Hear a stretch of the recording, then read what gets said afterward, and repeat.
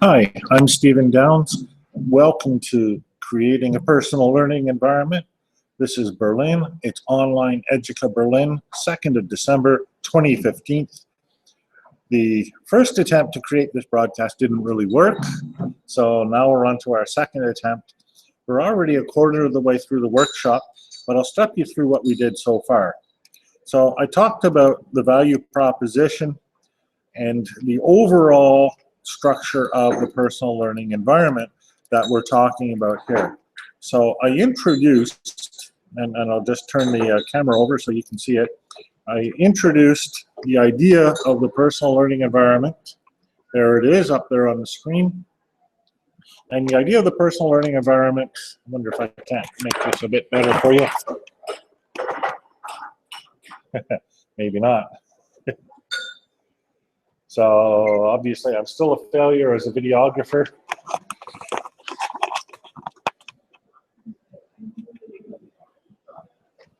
Oh, that's horrible. That's because I have the camera upside down. Oh, I see. There we go. Right, I'll just put it back here. Sorry about that. So the idea is that you have the personal learning environment at the center there. I really am terrible at this. So, and then it connects to a variety of different applications, LMSs, MOOCs, bloggers, intranet, etc., from a single source. So moving along, I talked about the structure of the personal learning environment as an individual personal learning environment. So the idea here is that we have one personal learning environment for each individual person. And questions we need to consider are questions like, what information should be recorded? Who owns the data? How private is the data? What should it do? What would a person do with it? Where exactly is personal learning environment located? I also talked about the overall structure of the network of personal learning environments. As you can see, it's a bit hard to see the screen from here, but the network of personal learning environments is the individual personal learning environment that we talked about, connected to the remote applications and also connected to additional instances of a personal learning environment that other people are using. And so you can see we create this web of individual people and the applications in between that connect them. If for those people who are coming in from the workshop after the break, I've got video working and I'm just catching people up on the video. So also I talked about the social network of the personal learning environment, the way that the individual PLEs should also be connecting to things like Facebook, Twitter, and email in order to foster person-to-person interaction. And if you're thinking ahead, also things like discovering people online. These are the sorts of questions that we need to ask when we're asking about the network. How do people find each other? What services do they access? How do they find services? How do they communicate? How does a single PLE work with any of these services? These are important questions. So the exercise that we did in the first half was to construct a value proposition for the personal learning environment. The value proposition is the benefit that a person gains from the personal learning environment, not what they can do or what the features are. The benefit is usually stated in financial terms, but not necessarily. It can also be stated in terms of quality. It provides faster learning, it provides better learning, for example. And it can be in non-financial terms like satisfaction, happiness, memories, etc. So I had the group do a value proposition. This was modeled after a format designed by Alain Desilets. The idea is that we're designing the PLE for a particular type of user who has some sort of pressing need, and the value proposition should describe the need. The PLE is such and such a product that can address that need. And that has some particular feature, which is what allows it to address that need. Contrarily to a range of alternatives, in our case, probably things like personal learning environments, content management systems, etc., it allows them to do this or that distinguishing feature. So the groups created their value propositions, they read them out, and then they've been on a break for the last half hour or so. They're just beginning to come back now, and so we're about to pick up with our main schedule. And so for those of you who have wandered in and who are wondering what I'm doing, I'm on air. Oh, you can't see it. Other way? Yeah. I got the video working. So we're back on air. And, oh, I don't want to maximize. It always wants to maximize for me. So that's where we are, everyone. And so hang in there. We'll be getting going again in a minute or two, depending on how fast people filter back in from their break. And we'll pick up with the next part of the workshop. I don't think there's any way to pause a live broadcast. So we're just going to hang in there. It's about 5:58 a.m., which translates to, in Berlin time, 11:58 a.m. So like I say, people are just coming back in from the break. Sorry about the rocky video. I really should have a proper pole and tripod and stuff, but I don't have that. So I'm going to minimize this window. And, well, actually, instead of minimizing the window, I'll pan the room so you can see that's my finger. So there's the people filtering back in, a mighty crowd.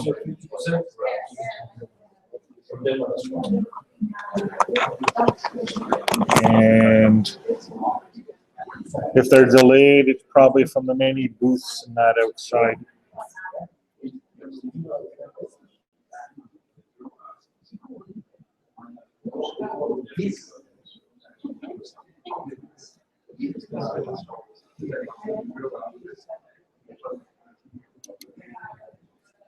Sorry, this is the most boring video in the world for the next few moments. The perils of live events. I'm actually reading email. If you look closely, you can probably see the reflection off my glasses. So I hope there's nothing bad. Do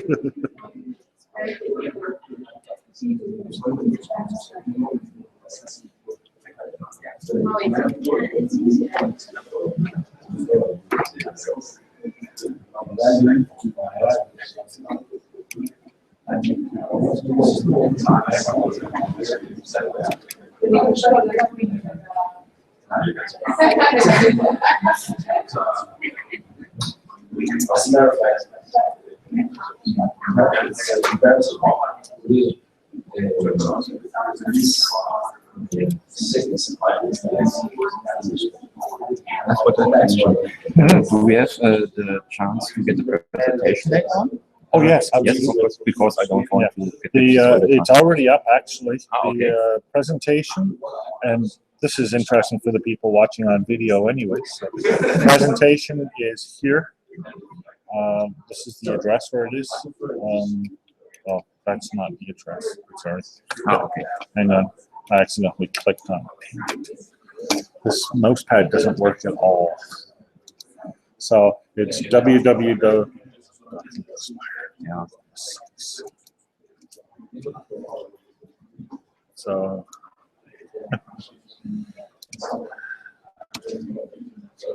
www.downs.ca/presentation/373. Okay. So yeah, you'll be able to get it there. All right, so you heard that right on the video. www.downs.ca/presentation/373, and that's the location of the slides.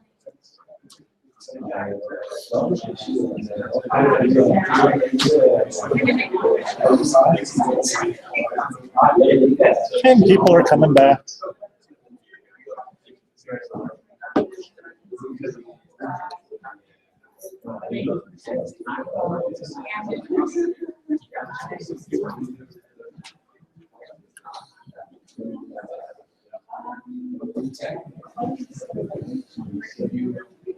Okay. So before we get going, I thought I don't see how this can be a bad mouse pad, but it really is. It's an awful mouse pad.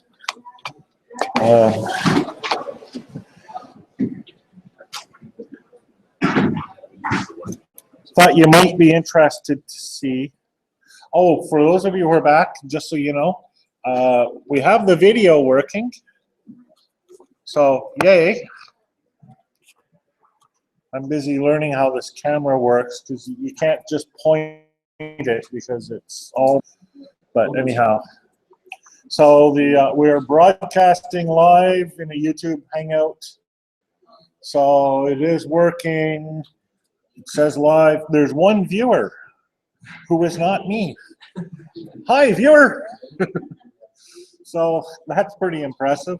So this is available to the world on my personal YouTube account.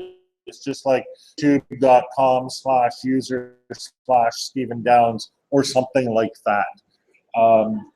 If you feel like tweeting it. If you don't feel like tweeting it, that's cool too. But it'll be recorded on video. People will be able to watch it later. So there's that.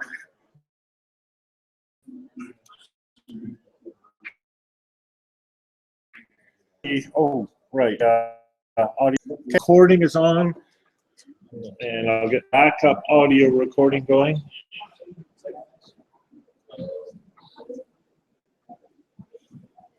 Okay, so the backup audio recording is going. You might think this is overkill, video plus audio recording plus backup audio recording. I have had 2 of the 3 things fail in the past. I've had all 3 things fail in the past, and really I should have a 4th backup audio recording, but you can only go so far. Go ahead. Do we have access to the recordings afterwards? Oh, absolutely. So let me actually come back first of all to, I'll show you this. The presentation page is here. It's www.downs.ca/presentation/373. So the slides are already available on this. There are the slides. So for those of you who want to look ahead, you can do that. But and then of course you can download the slides. The audio will be available. The video will be available. Any content that you guys provide to me at the end, like the handouts that I've asked you to do, those will be available. I'm going to take some photographs. Those will be available. And a contribution from my cat will be available. So that journalist, yeah. So everything will be available online, and everything is licensed under Creative Commons. So feel free to use it for your own stuff. So you can use these presentation slides, the audio, the video. It's licensed under non-commercial, however. So if you want to make money off of it, you have to ask me first. But otherwise, do with it what you will. It's intended to be shared. So,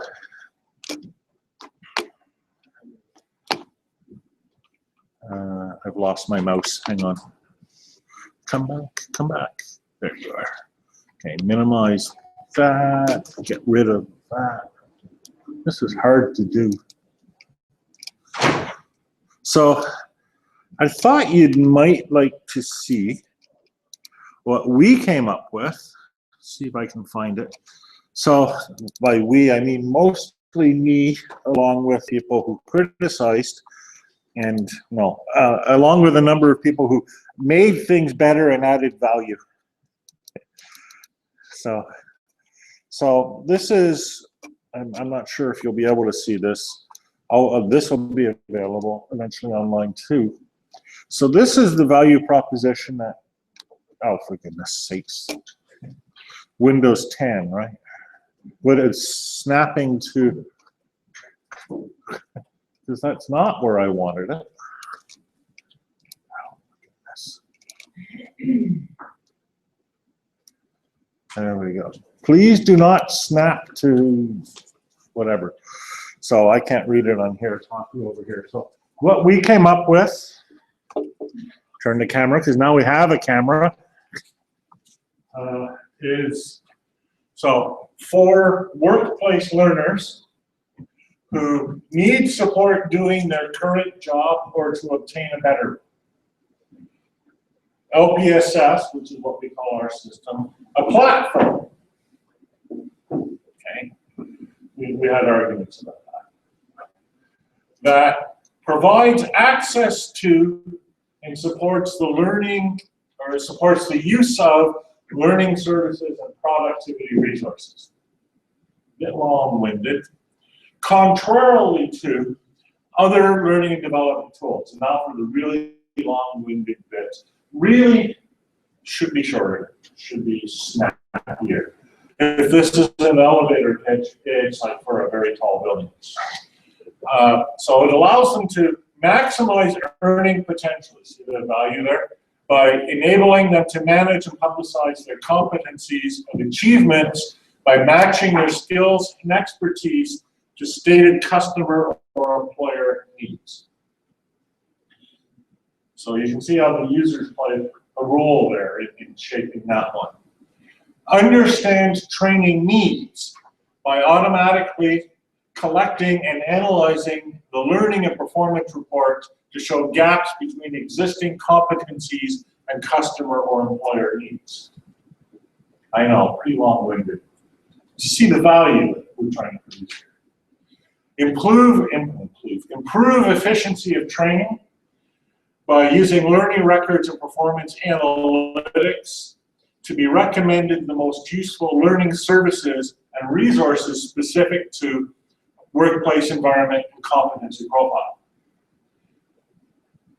So really too long. Sensitive to context, maybe would have been a better way of saying that.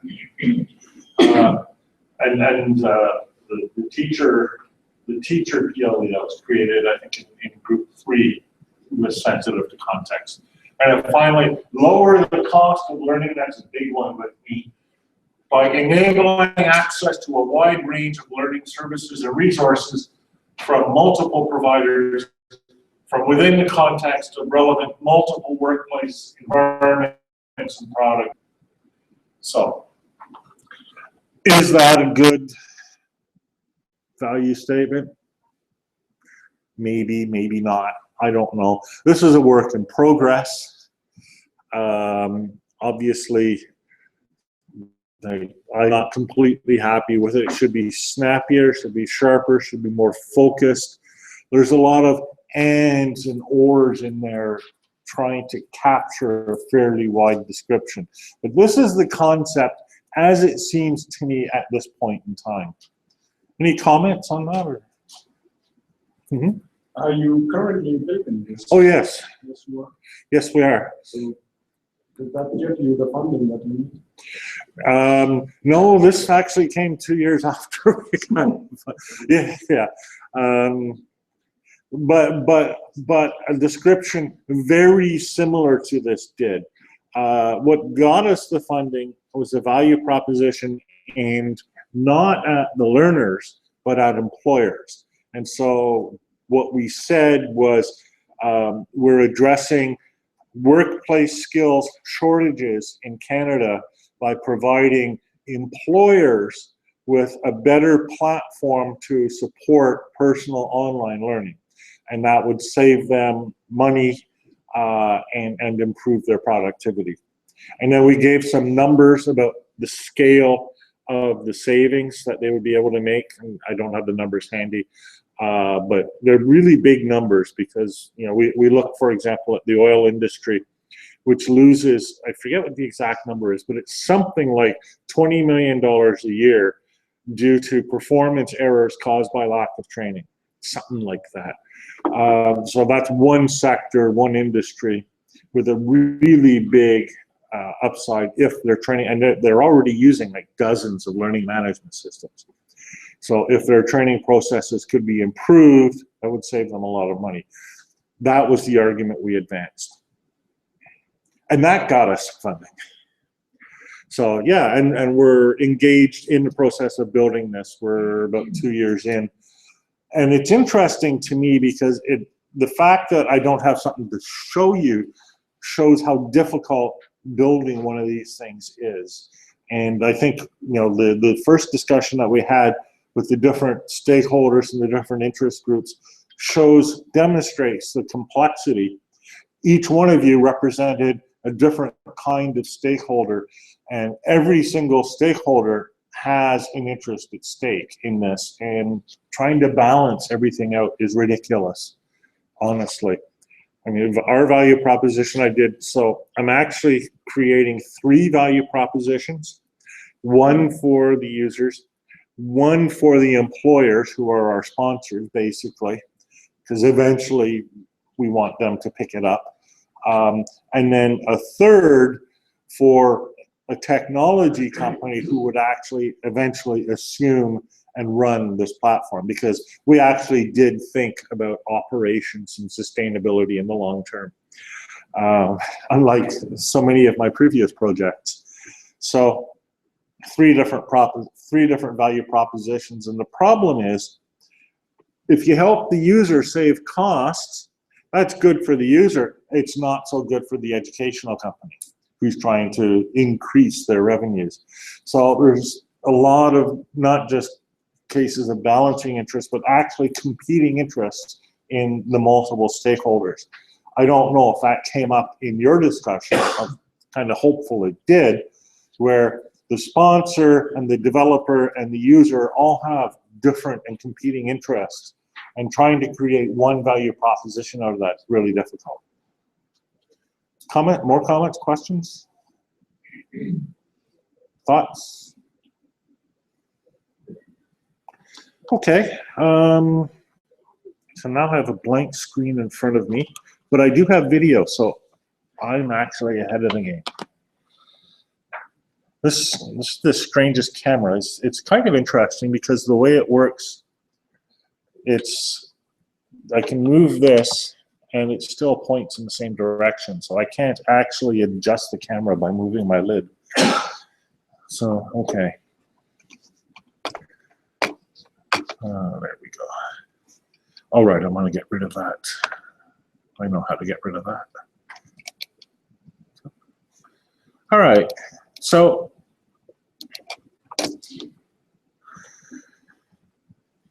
we're in the section now, 12 o'clock to 13:30.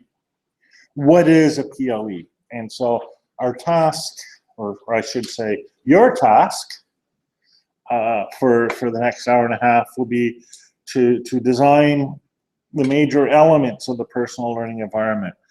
And what we're going to be doing is try to figure out what it is exactly we want to do with this thing. So you've had a chance to think now about the value proposition. You've had a chance now to think about the sort of benefits that it can deliver. And then in the bottom part of it there, in the bottom part of it there, identify some distinguishing features which would allow it to deliver those benefits. So I want you to now think about this in a slightly different perspective.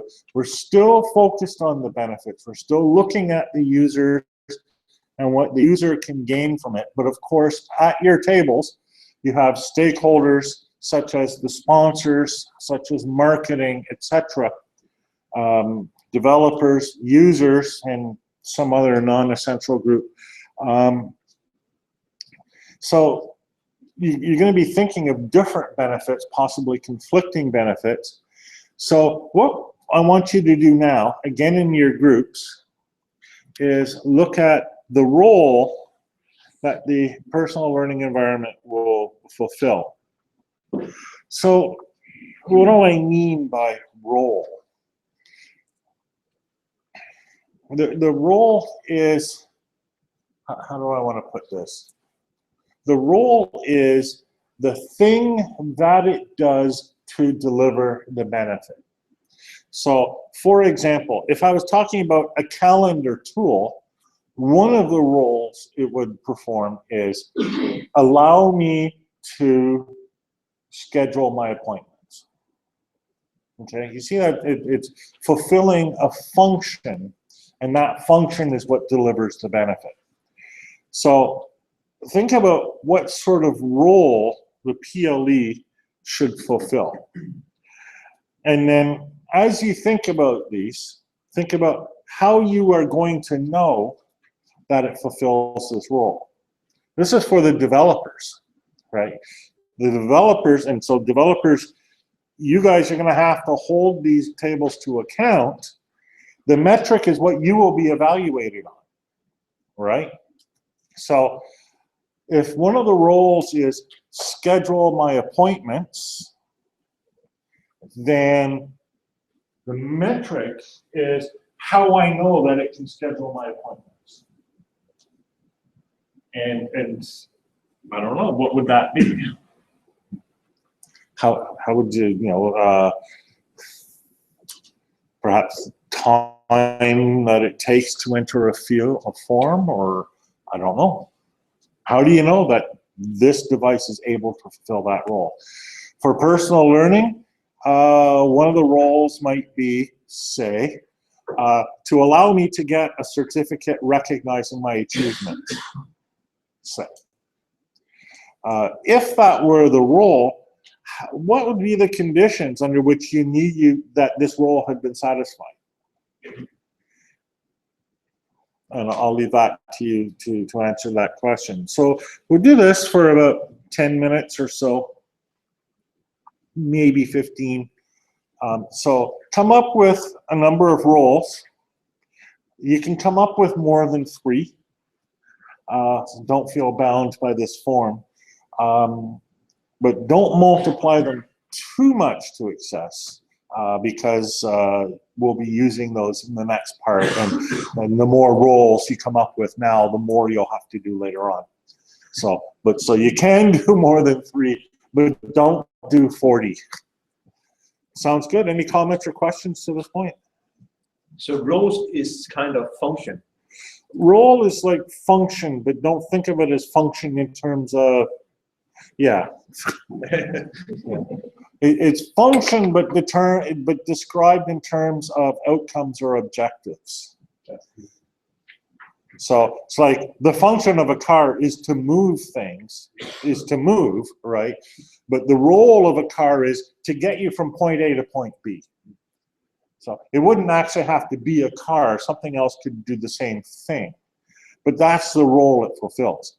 And how do you know the car fulfilled that role? You successfully moved from point A to point B in X amount of time. And you'd have a measurement of that. Make sense? I know it's tricky. It's a tricky concept. But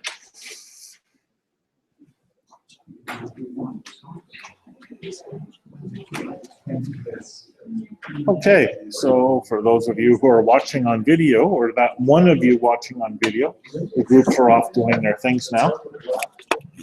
So I'll switch the camera around.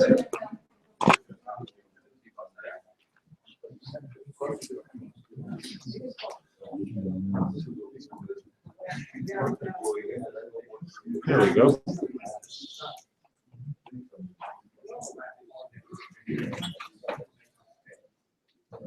Trying to open the window or close it?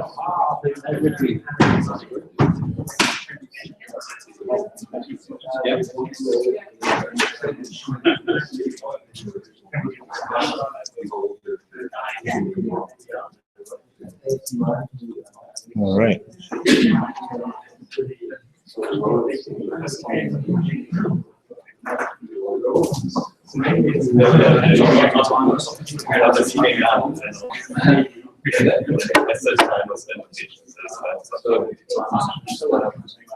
Yeah.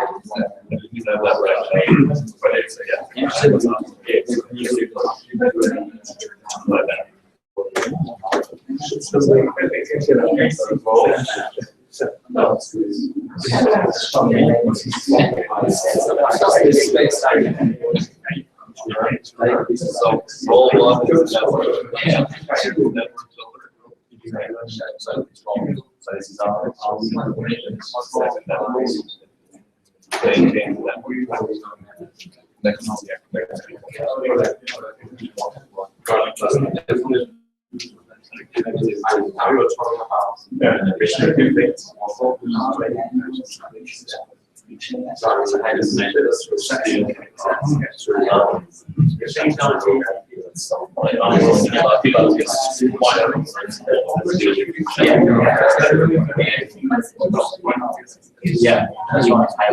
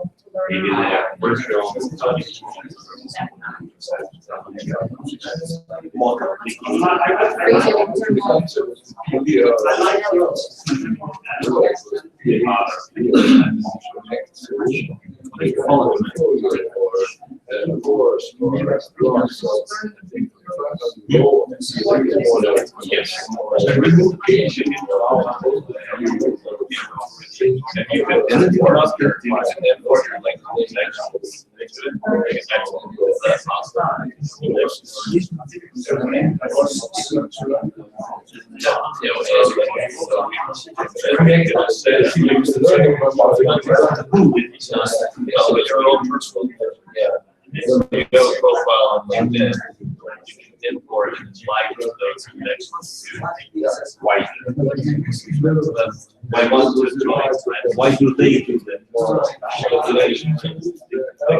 Join our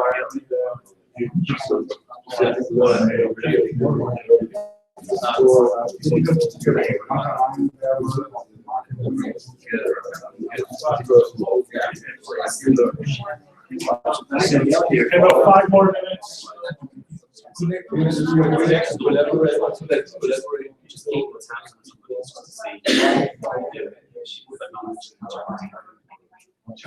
If you follow it, clients you look at somebody that you're interested in, they may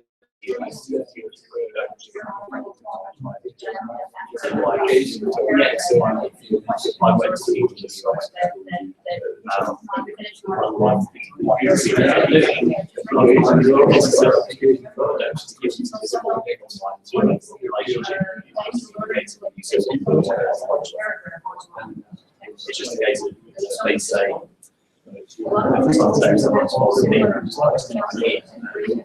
of my friends might be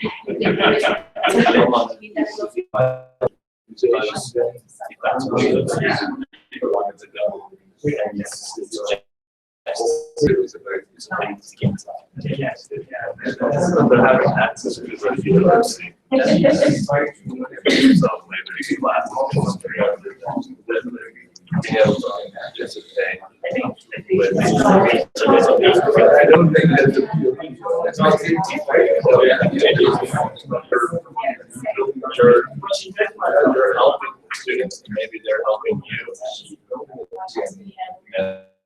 Just go around the university borders when you get over there. And maybe that's like it's not like the Facebook. I think we just have to be and they have to do this story. Teachers that pay this institution. That benefits the university because we will answer the students' questions or help you manage. I might pull my blood sugar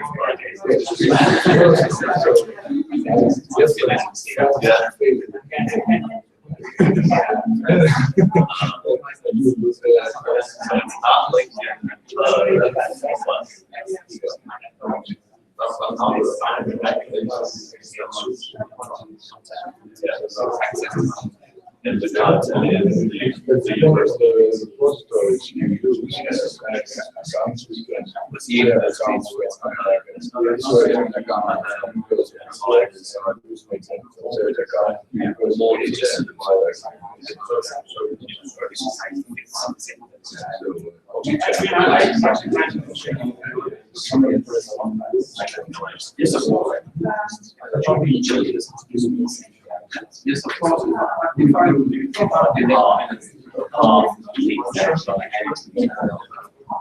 this is the this course got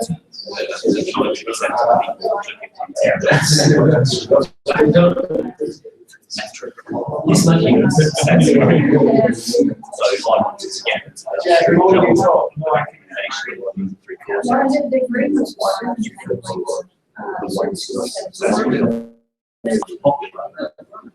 so you've actually got some great share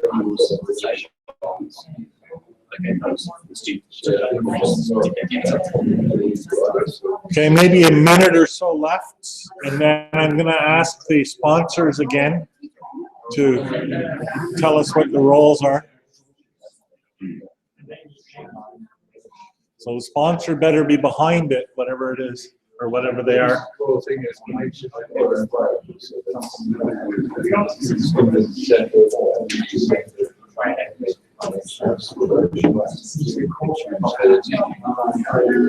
I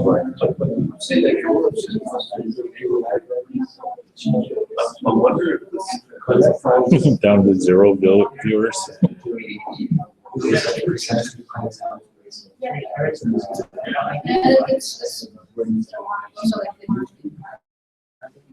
So we're on audio. I'm sorry, I should have paused the recording.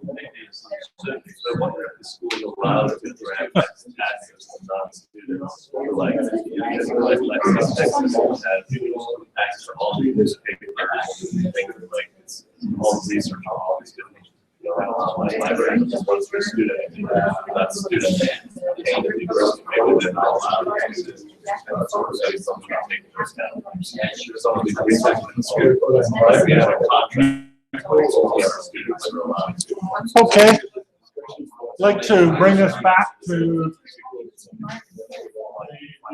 single view again.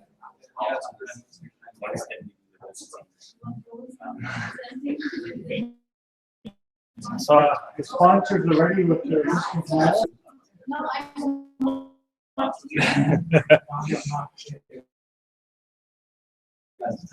some of them. So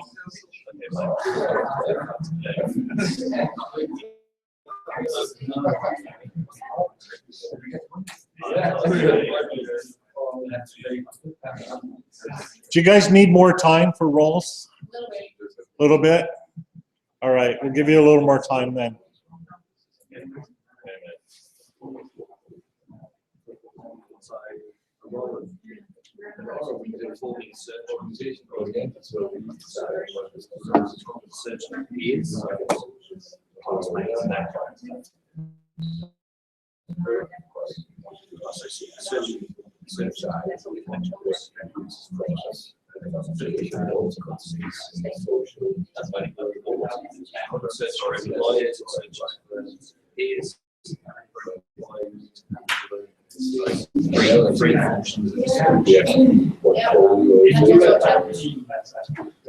So the edited version of this video will be much better.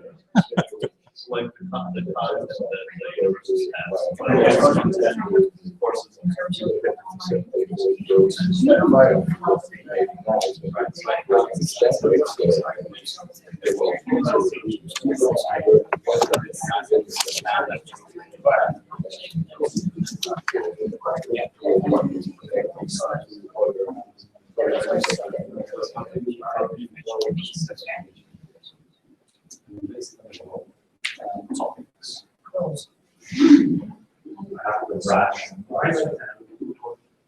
Transfer of data from A to B is always is following progress.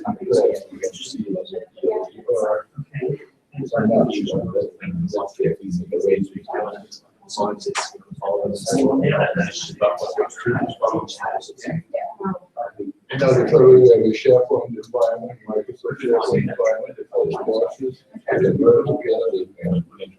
just trying to see so what the search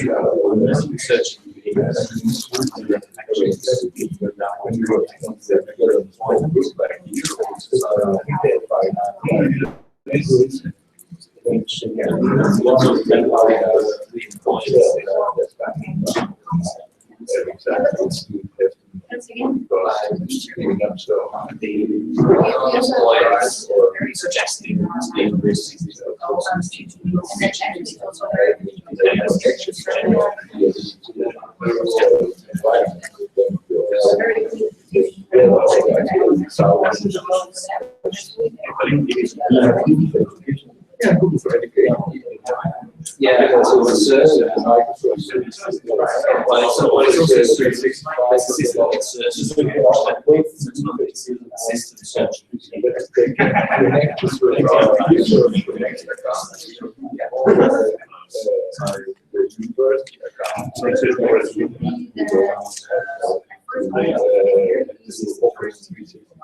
yeah, so research yes. Well, for you as an institution, looking at it,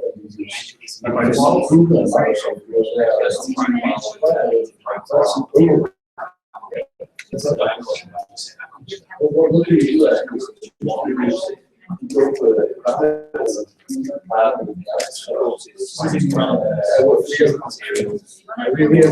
for Microsoft is for us very cheap. So we have round licenses structure, so Google Suite does data source.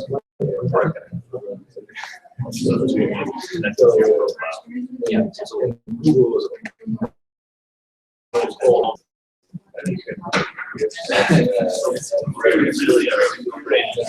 for educational data. So it's like flagging this perfect word. Vehicles, and it's like, it's kind of like, yeah, it's law.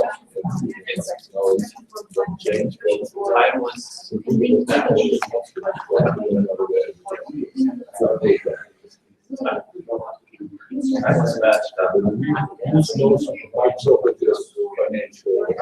So if they want to improve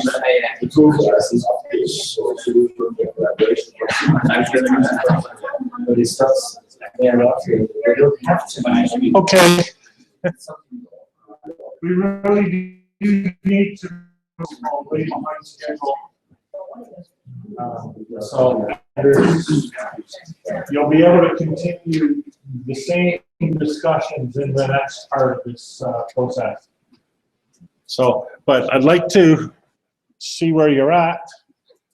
So if I could have from the first table the sponsor, who is of course 100% behind all of this and actually funding it. As a sponsor, I believe it's really important for you to hear from the user. Tell the story that our marketing department has. All right, so we sort of had a bit of a difficulties in defining metrics, sort of like how the role would actually be measured. So sort of one is search.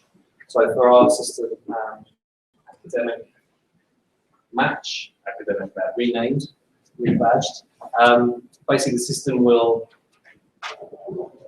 look at your connections, look at your interests, look at your profile, and suggest to you pathways for employment, for connections, for courses to actually achieve your goals or ideas where you wish to go in your career. There are connections for peers, so managing connections within your cohort of graduates entering the workforce.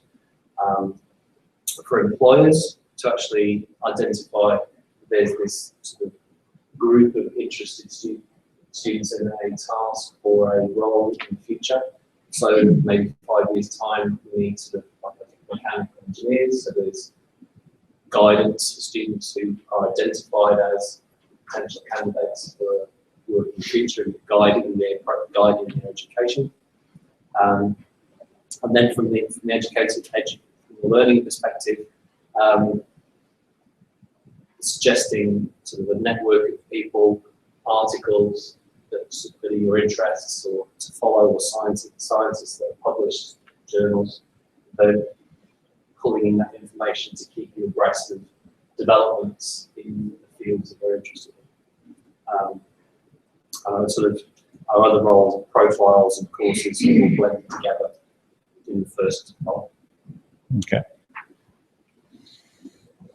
Next group. Hopefully the real sponsor will. So it is a real sponsor. One role, maybe two, but we see the PLE as a student-centered environment and supports the connection and authentication with other environments. The environments can also be people or networks or systems. And the discussion is what information will be shared or transferred between the PLE and the other environments. So how do you do transfer of your data? So the role is more to connect and to authenticate from your PLE to these other environments. Okay. Next group, number 3. The sponsor was very much convinced by the market girl, so I let her pitch again. Yeah, a very, very good marketer. I have no idea what I'm talking about. No, one of the first roles that we wanted to have to really address was that it challenged the user to interact with both the material and the fellow users. The discussion is also especially the diversity of learners. That you need different way of approaching the content and just delivering it, but you need interaction on different levels. So it really should fulfill that. I have no idea what the metric for that could be, but in the end, it should all lead to a better learning experience and better outcomes and more people graduating, getting certificates. All the rules, I think. And the other rules are related to that. It should offer content in different formats, like text,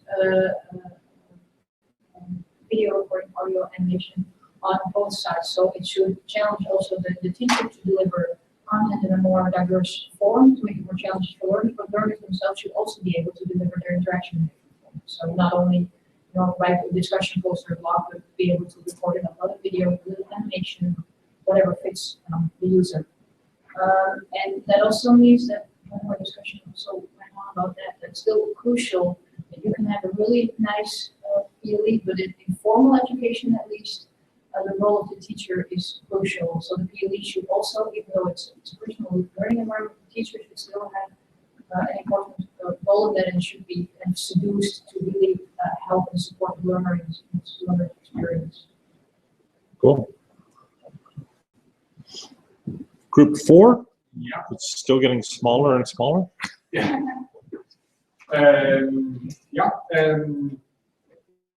The roles. The first one we talked about, we called learning through discussion or peer learning, and the metric that we talked about would be something that would look like learning analytics somehow, measuring what is going on. Next one was self-regulation, planning and organizing, and we could measure that in task completion and something with to do with supporting or support from other students. And the third one, connecting with peers. So how many connections are there in the network? And then I wrote measuring. Yeah, basically measuring connections, I guess. Okay. Metrics are hard, aren't they? Yeah. Yeah. They're measurable. But I can tell you from experience, the developers will not develop things unless you give them metrics, because they don't know what they're supposed to be doing. And they'll come back and say, I don't know what I'm supposed to be doing, so I played video games. Well, okay, they won't say that. But. Okay, last group.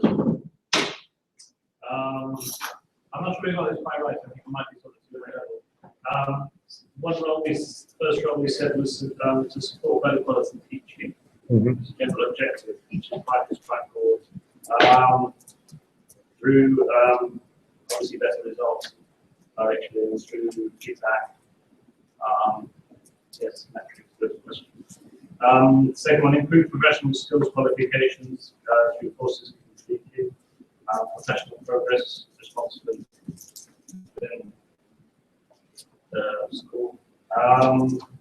Build your confidence, motivation. So the system should support personal teaching motivation through.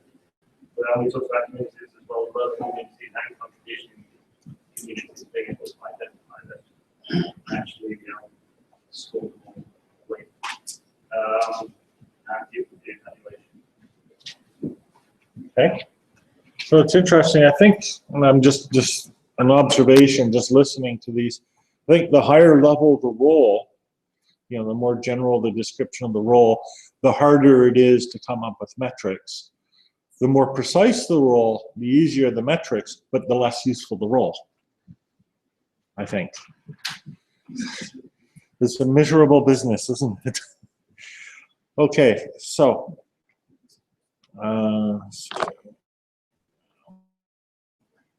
move on to the next bit. And okay, bring up my screen here so I can see it. There we go.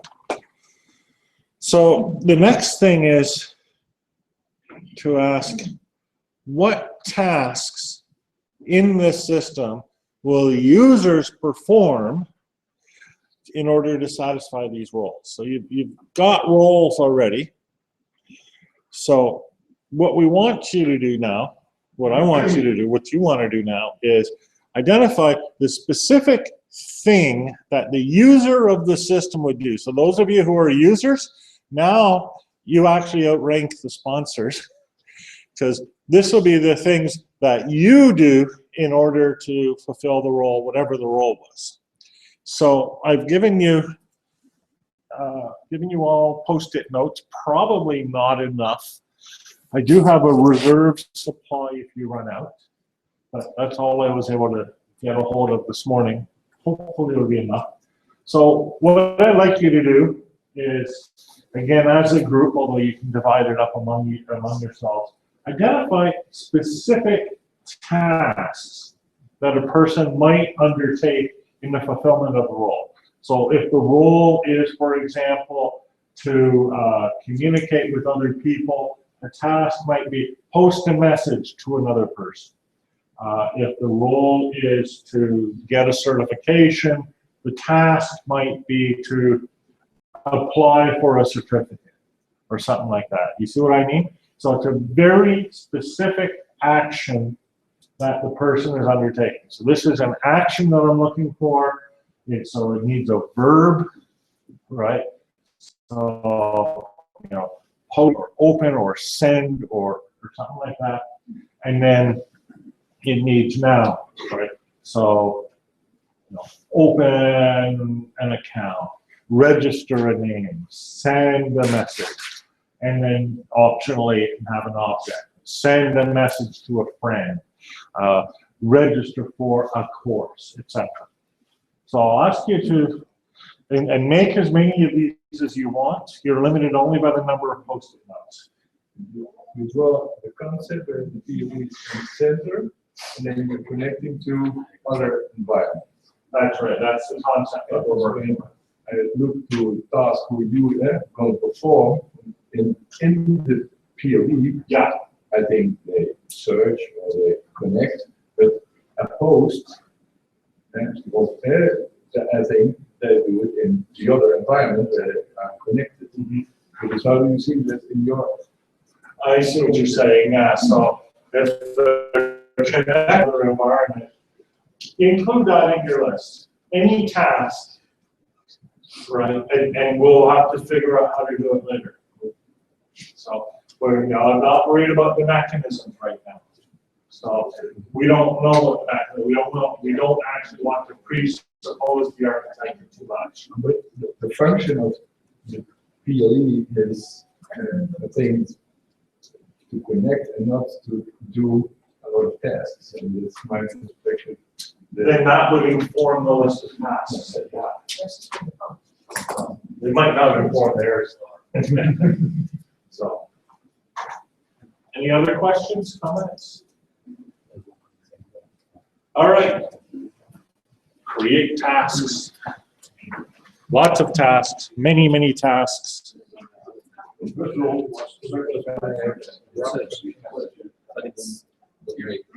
System is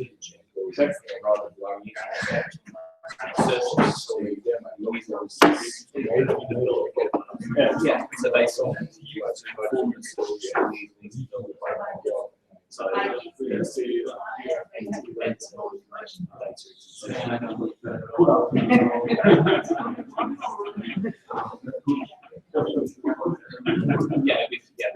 system pushes out information to be based on their program. The users write stuff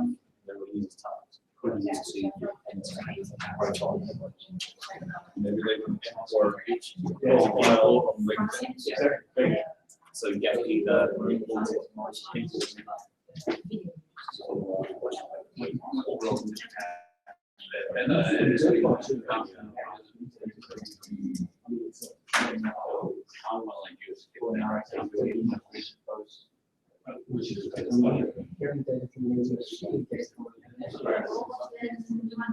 so it's searching. Okay. This time I'll pause the audio. Filtering. So we'll resume the audio after. Like the resume part, like that, it would be handy because then you don't have to fill in all your education. Yeah, so at least on the base. Yes, the purpose of the assessment for the personnel is to make it consistent. So I can re-enter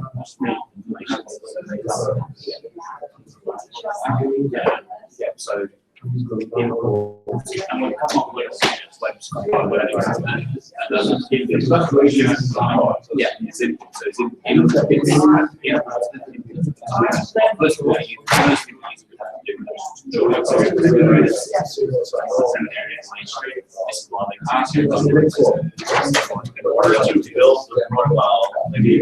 more data, answer questions, take it, so.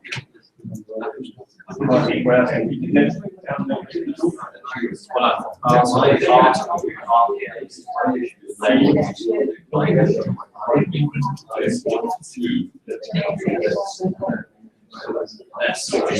that's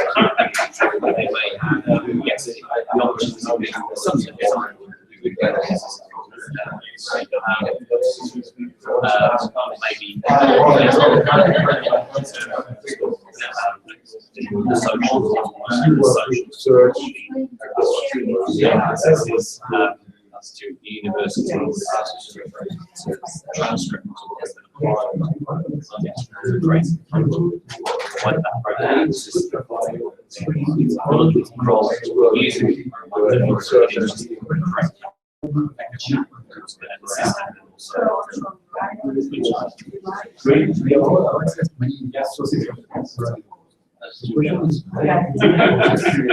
Two times.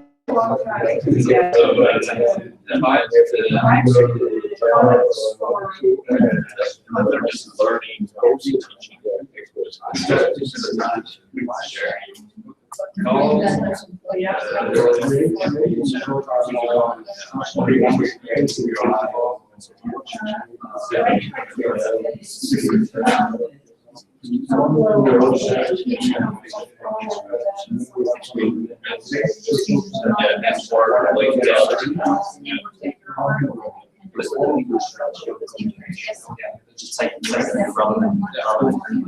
Just to be clear about the instructions, one post-it note for each task. Yeah, so don't put a number of them on a single motion. So one task.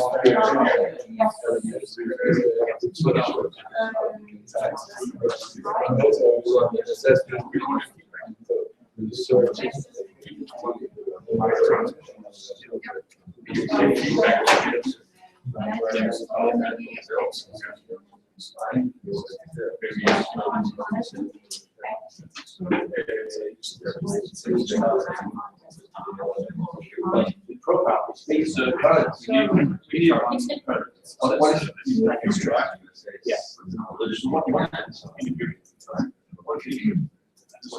So yeah, so you link to the protocol.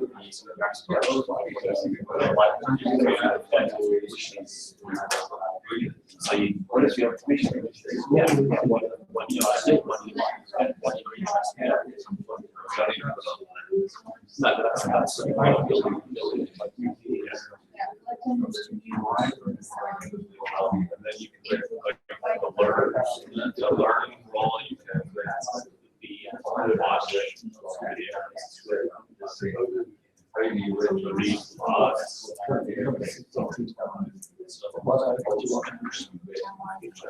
yeah.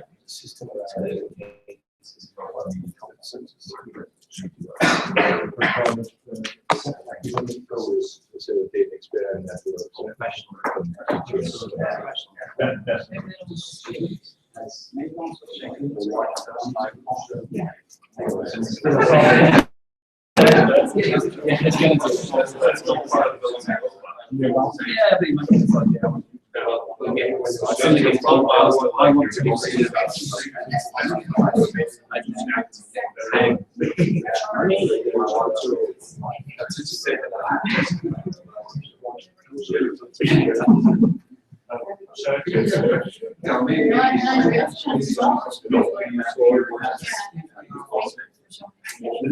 They have any gaps between birthday goals and the system. Try and build. The reason it's a little bit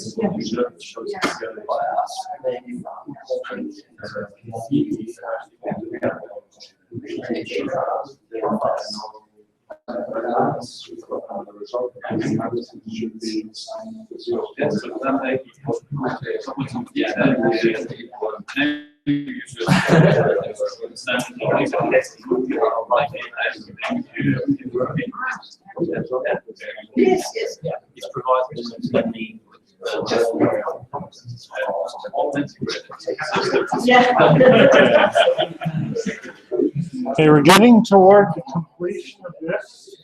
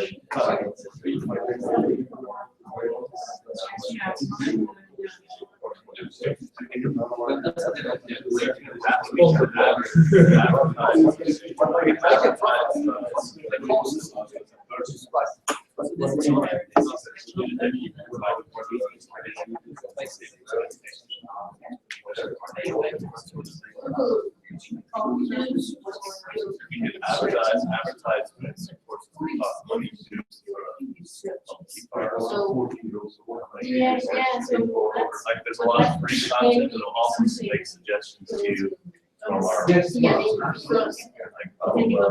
like you should join this online university. We need to advertise like a bit of and maybe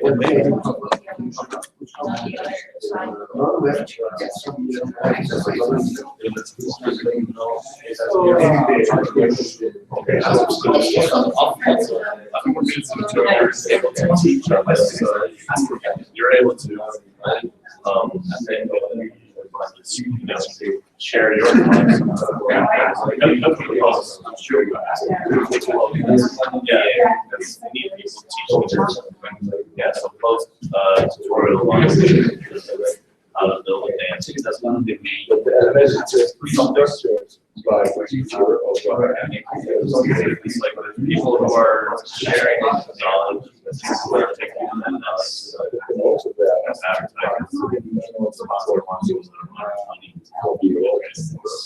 that's great, but you can also say, we start from the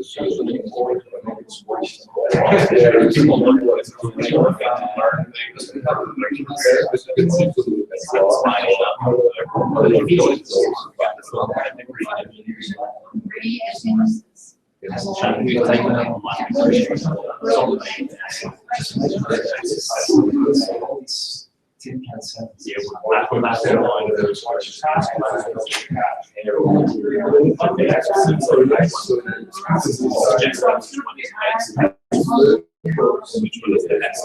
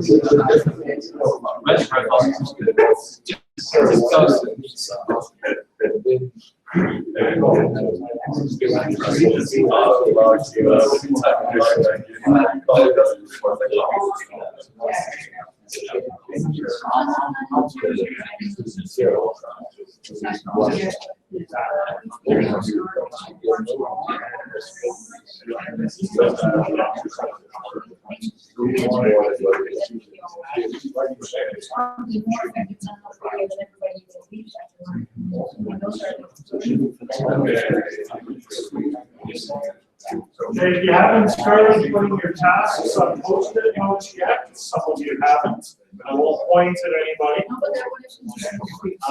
Start creating post-it notes now. For those of you who have post-it notes ready, I'm going to ask you to put them up on this wall. So the objective is a wall for tasks. So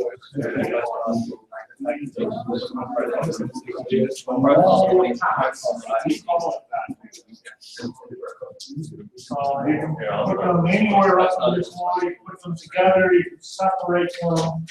Whatever you think would be a good way of positioning your tasks here. Connect with expert.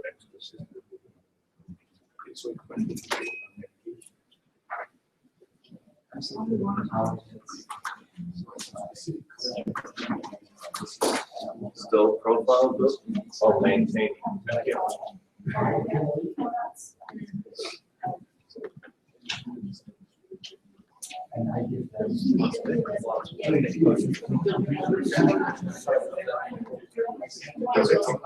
And we've lost our one viewer. Turns out watching people work in groups is an exciting video.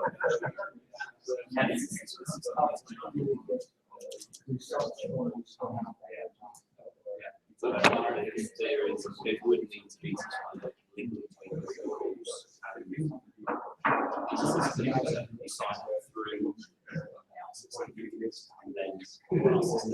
yeah, you have to be more specific.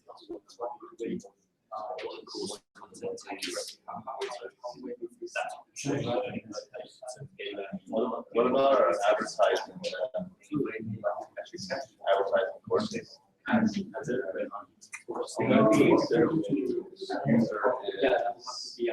Signing up for paid courses from sponsors.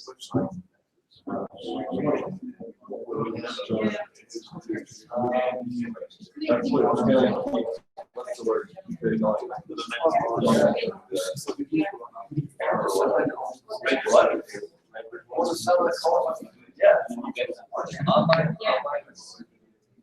Yeah. suggestions for online, so they're signing up for this, signing up for a content sponsor. And I feel like that. It's an extended.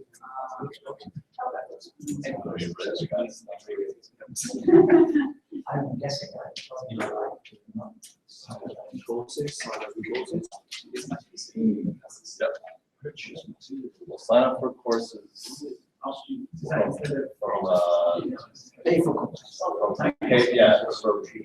yeah, and then big dollar sign sponsors. This is an ad.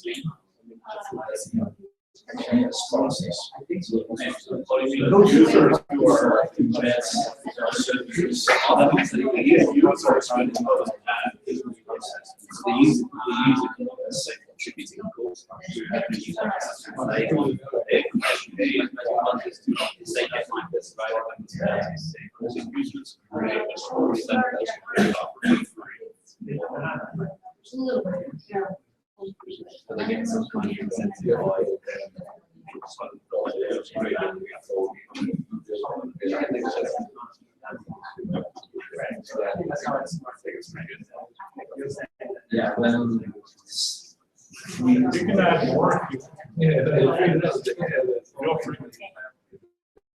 Some of these tables are set. Doesn't get enough.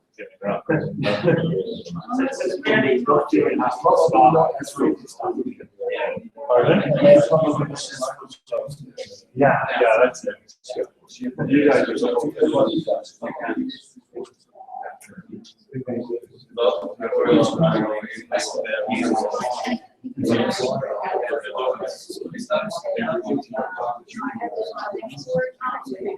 So this one is it's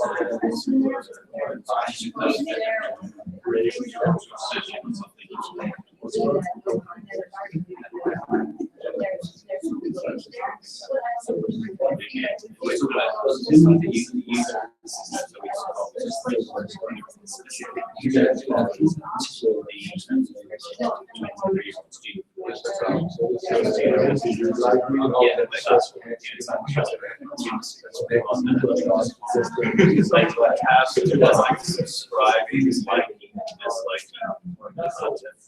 I the user sees something that says, I don't like it. Yeah, but again, it's just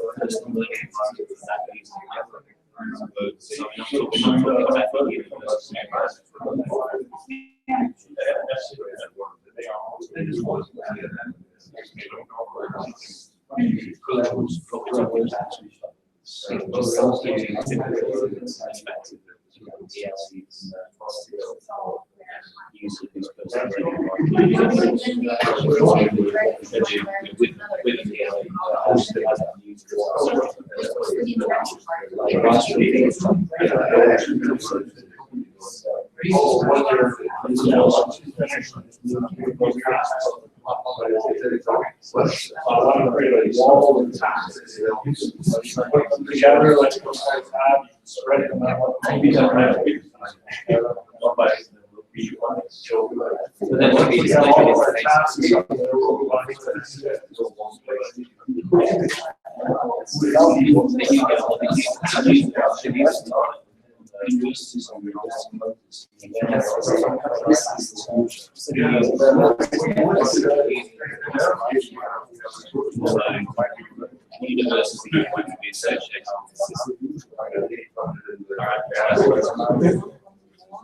Provide some information.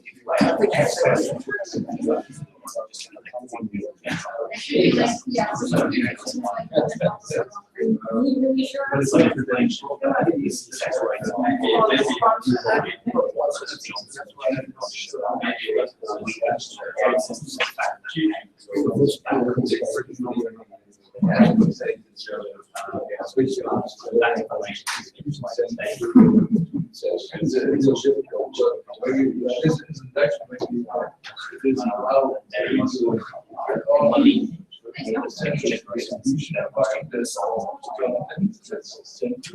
so we have logistics with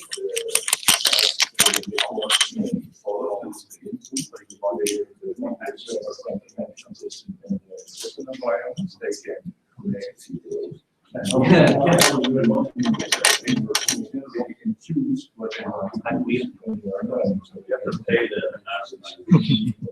yeah, pay the size, pay to universities, pay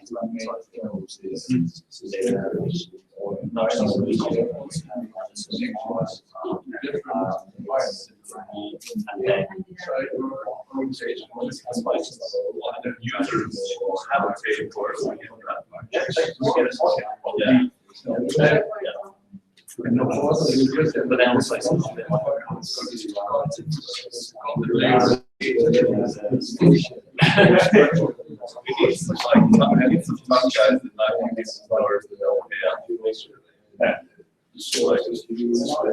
maybe to start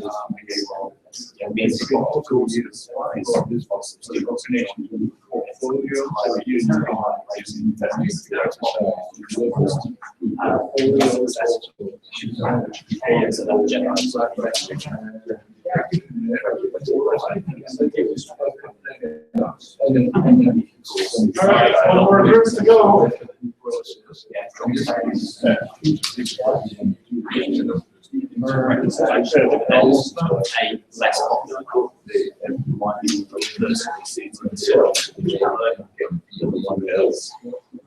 Last call for tasks.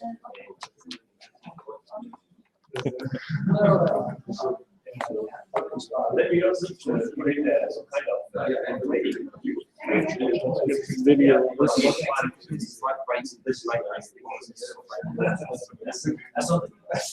That's why we have to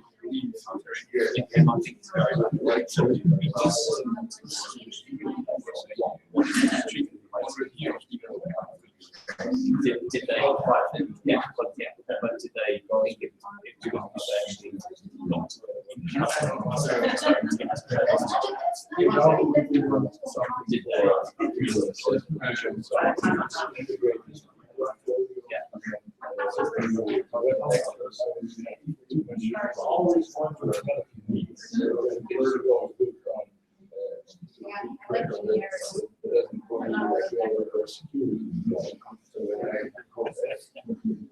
video in my portfolio.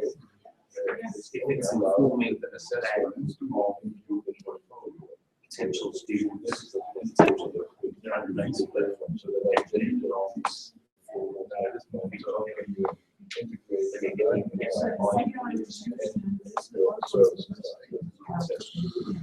All right. Now for a little anarchy into the mix because it's fun. So I'm going to give out dots. Yes, these are voting dots. You've all seen them before, I'm sure. If not, well, these are voting dots. So I'm just going to throw a square on the table. There's 7 people at this table, for example. So there's 7 rows. So in principle, each person at this table can have 8 votes. Or not. You guys decide. So here you have 8 people. So you guys decide. How do you want to divide your dots? Sponsors.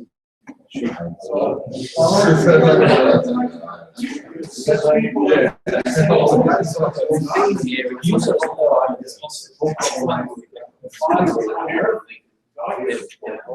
and I know there's only 4 people here. I'm giving you 5 sets of dots anyways because I'm wrapping it up there. So you have extra dots.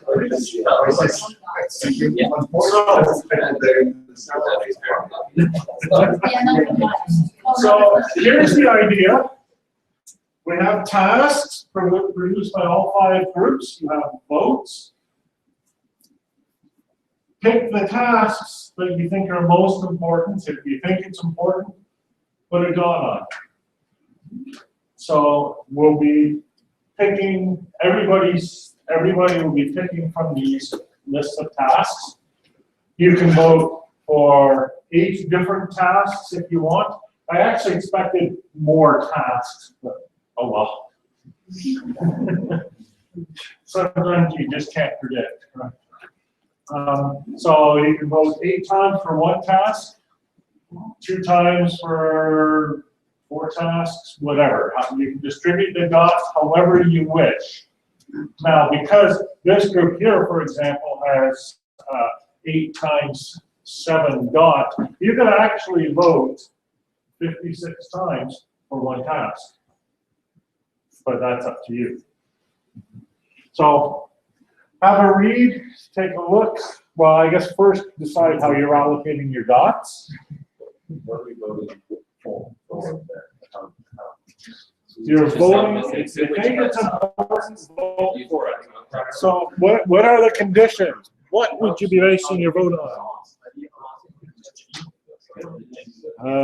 Oops, I've lost it here. So that's the only criterion. If you think it's important, vote for it.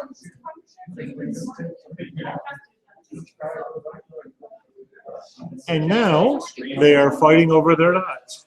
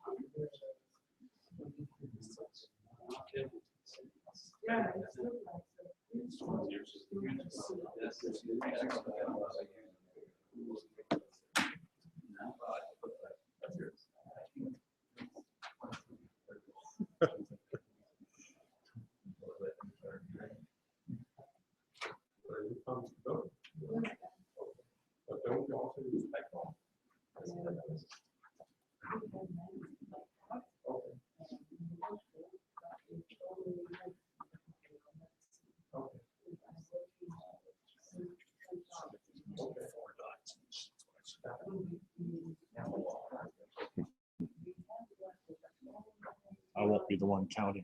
Yeah,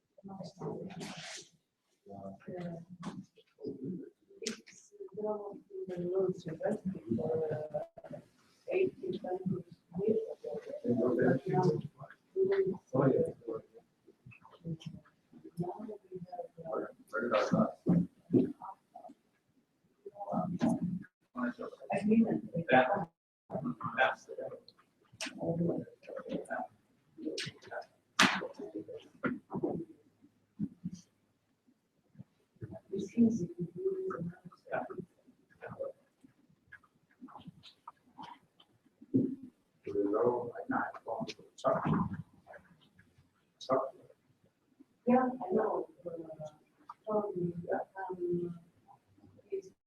No.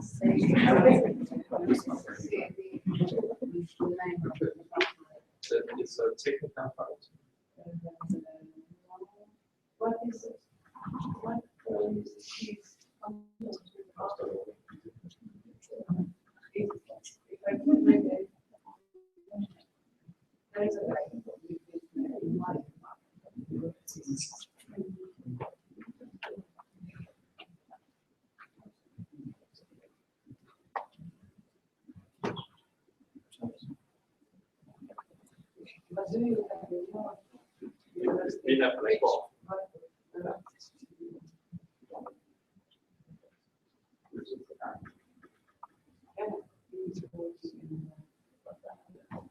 Sometimes, no, 100%, but my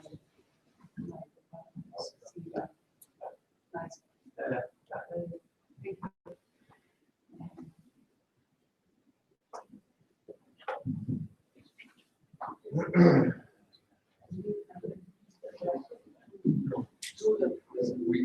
It's a very small group of people. Generally, we use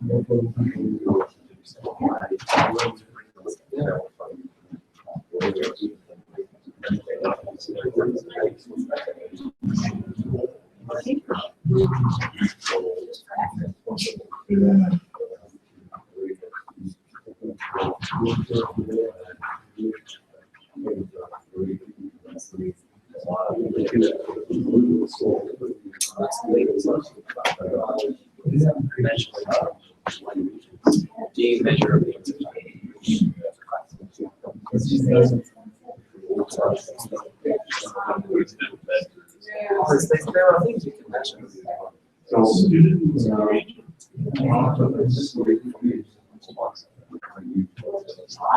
I've not seen it before.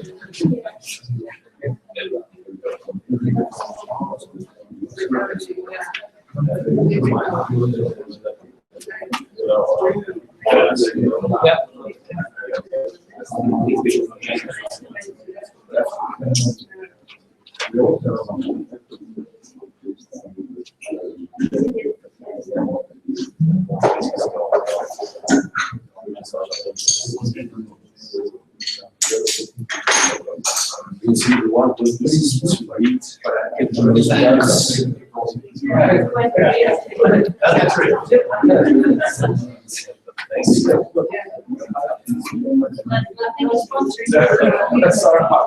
Sorry about that.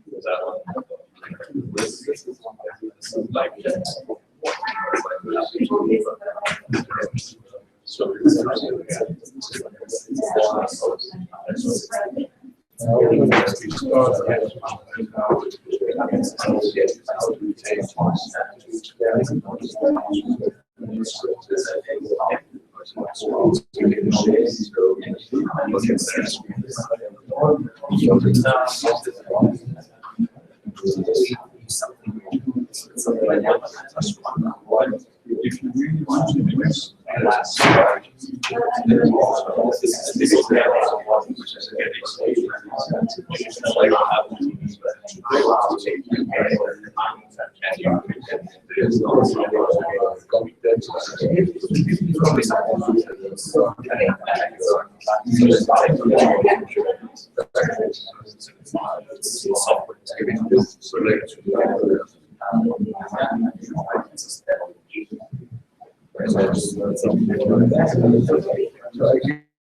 This outside,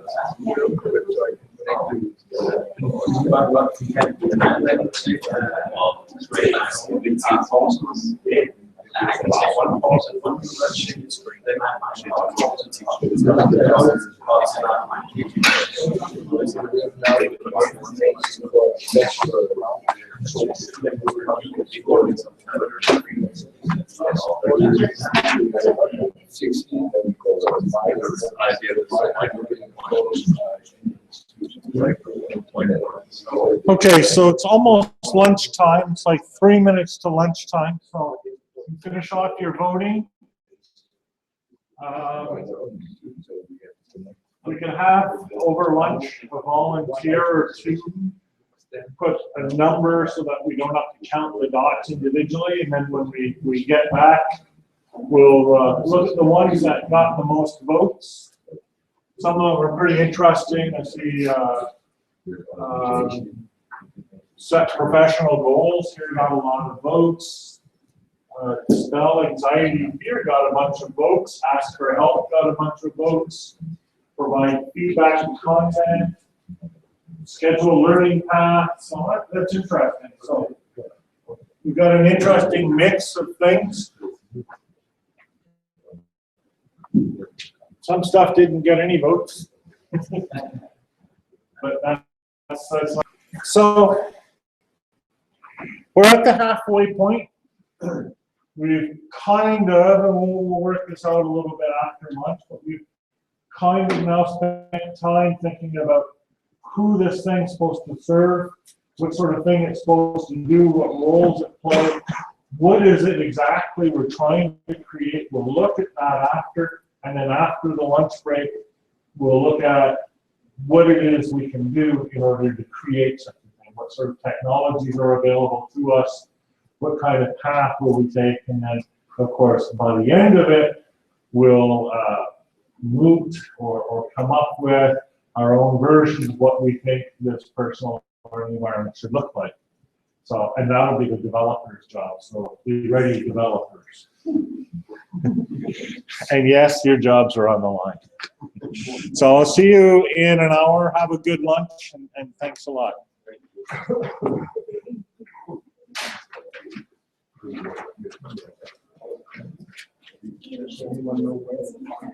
So, because it was so hard to turn on this broadcast, I'm just going to leave it on. There's 0 viewers anyways, so.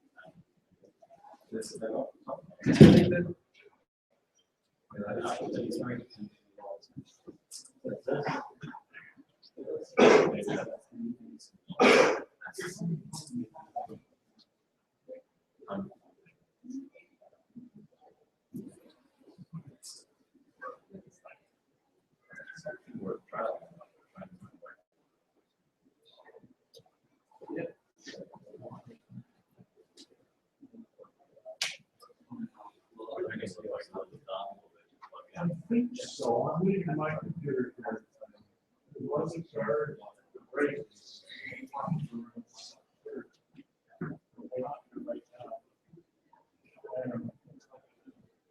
Don't say that.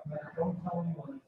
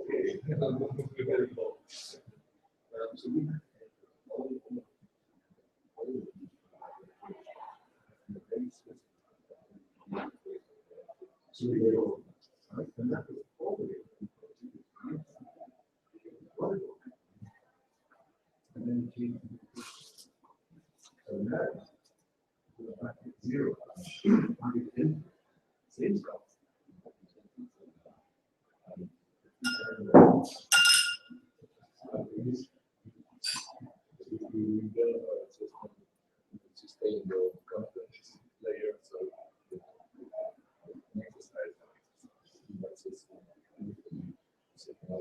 working with data so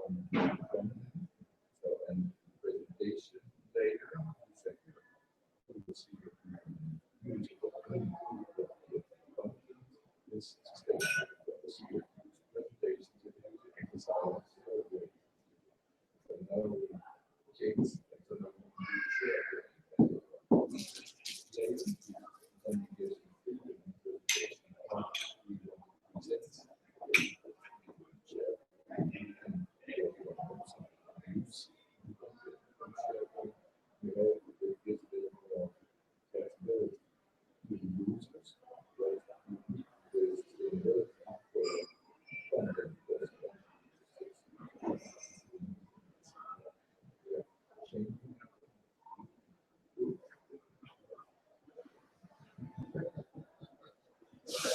You never know. You never know. Somewhere is going to change the system or you screw it. And we have no intention of business. Investment is very essential to deliver the course.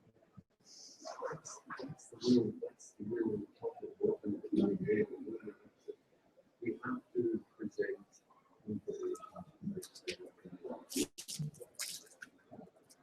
really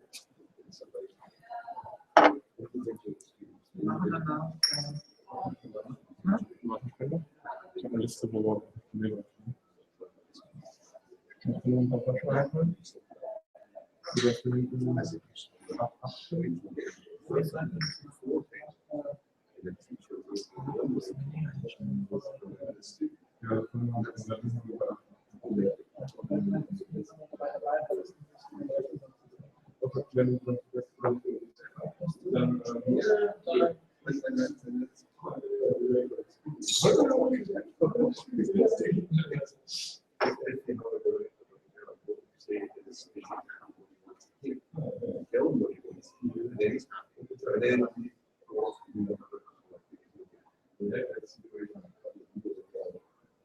5 minutes a day. Yes, we do.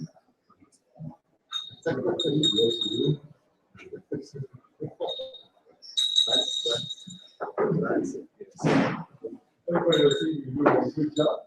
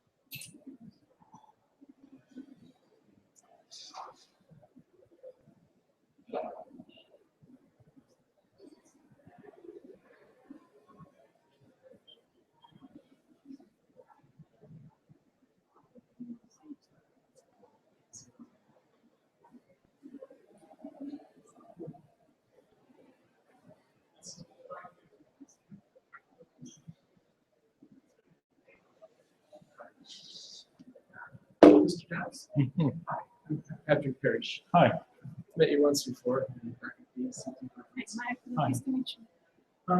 We're just wondering, we attended another workshop this morning because we signed up kind of late. Yes, Is this for a charge or do you have any spaces? there's 3 chairs that were empty in the morning session, so I assume they'll still be empty after lunch, possibly more. Who knows?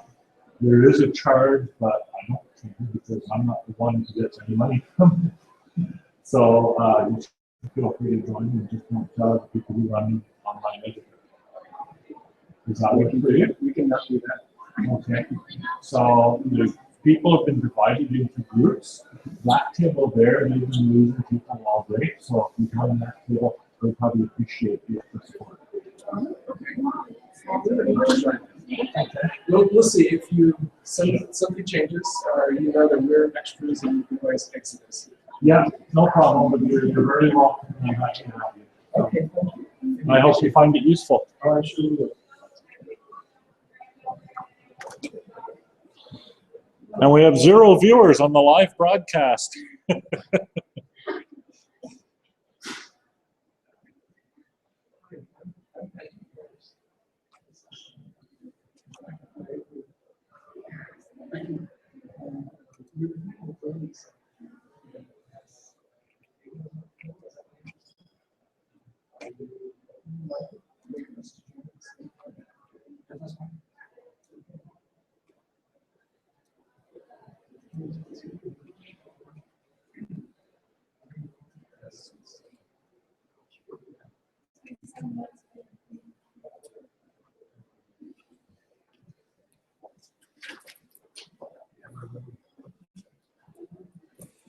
I was wondering, will we at some point during the session see Sorry? or hear about what you actually Oh, yes. developed? And Yes. examples of how do you integrate all these sources? Yeah. Now, keep in mind, our thing isn't developed yet, so I can't show you an actual functioning system, but I'll talk about what we're building. I'll talk about some of the tech behind it. I'll talk about what we've done. I'll show you what I can. Is that okay?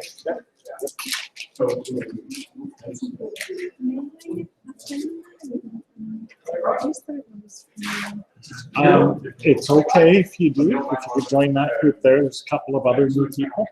So, and yeah, so just tell them that you're joining along with them. So Thank you very much.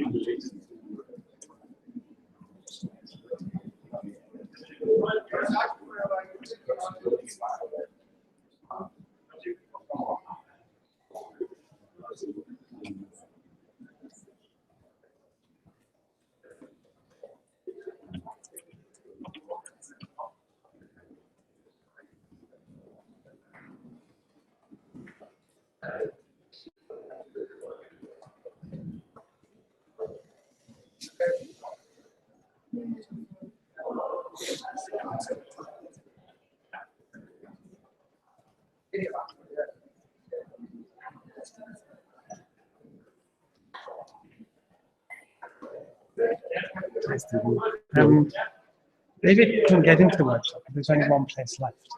I noticed people are leaving. I wonder if you could join us for the afternoon. Okay, here's how it is now. Okay. Okay. At the end of this morning, there were 3 empty chairs. I counted. They've been filled by people who asked for the same thing. If somebody doesn't come back, or if you can find a chair, because like I said, there were only 3 empty chairs, Okay. then you're good to come in. But you have to bring your own chair. Okay. And you have to join that group over there, because that's the group of the new people. There's only a few people there. Okay. Okay. Yeah. Oh, that's where you're directing us. That's why there were 4 originally, because like they had a full table, and then that group's been the one losing all the people. So now I'm replenishing them. Okay. I don't know if they wanted to be replenished. Do you want to steal a chat?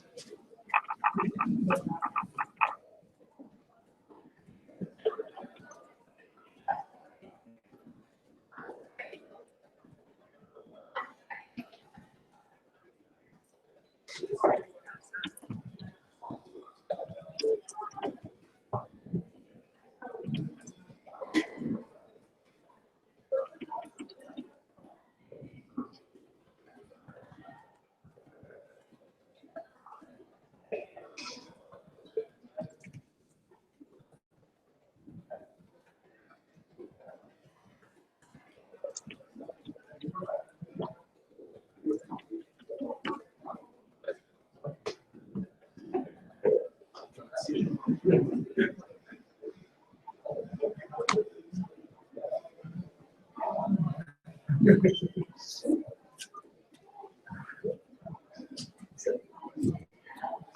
you have to know.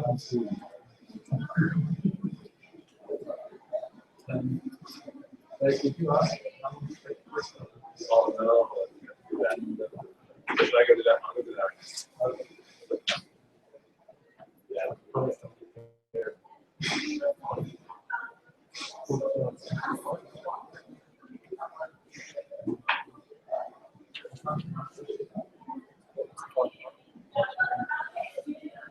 Excuse me, Steve. Just so you know, we have to catch a flight at 6:45. Not sure how long it takes to get from here to the airport, but we may have to leave 15 minutes early. Gotcha, no problem. So you know, so you don't Thank think you. we're doing a massive. I appreciate that. Yeah, we're actually a little disappointed because we'd like to save that last little session. Yeah, that's the fun part. You actually create your own PLEs. That's the whole point of the whole day, and you're gonna miss it.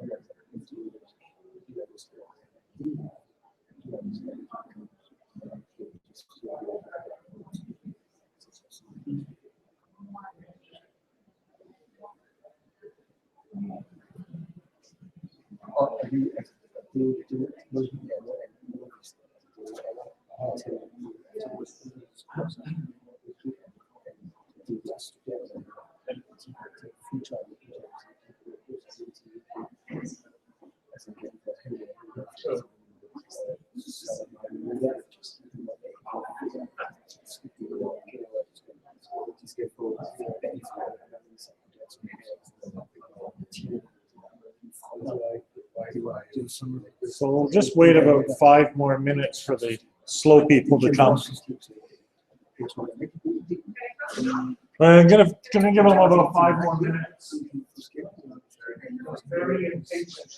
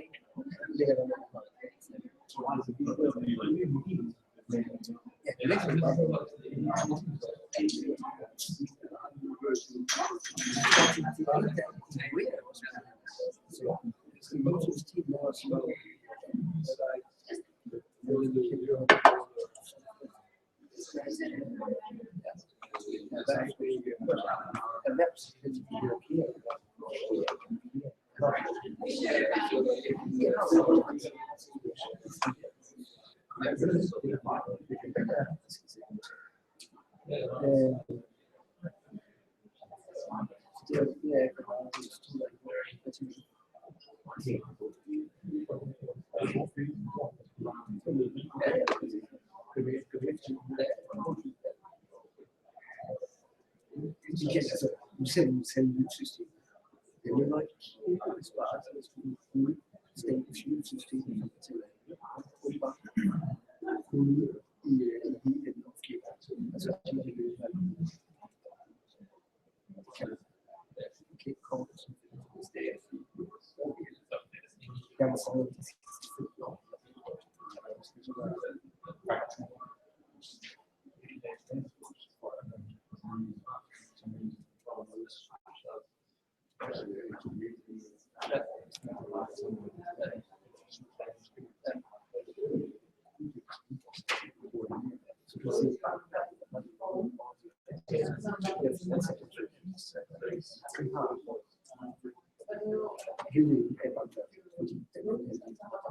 år.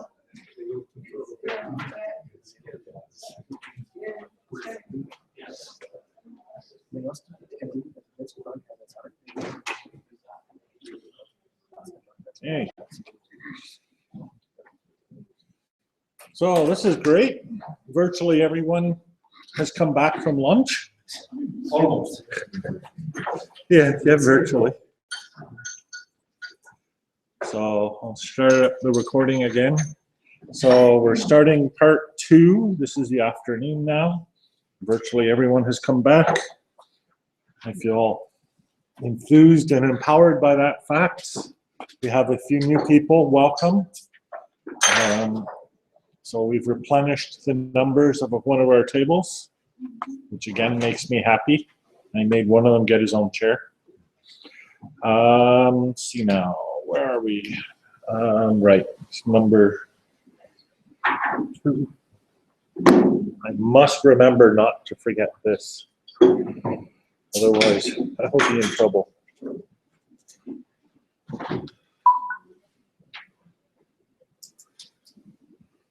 All right. Oops. Okay. Backup recorder recording. Again, as before, videoing. So you are on live interwebs TV with an audience of 0 viewers. So you might think that's weird, but it's not currently running. I might start it up again, but I ran a web radio station for many years that always had 0 listeners. Why? Because it was a web radio station. How cool is that? I didn't matter that had 0 viewers. Okay, so we have a really ambitious afternoon session, lots of stuff to talk about, but let's first of all call the herd. So your votes are in, and people have, thank you very much, actually provided numbers, so I don't have to count. So let's begin calling. I've taken pictures of these, so we have a record. So I'm going to remove the ones with 2 or fewer. We'll see what that leaves us. Sorry, people. I always feel bad doing this, but not so bad that I don't. More. See, not even reading. Is that terrible? Post information and communities got 1 vote. Those of you who voted, and only for the ones that only got 1 or 2, your votes are not wasted. They were just marginally effective. Okay. Search, select. 0. See, every group is suffering.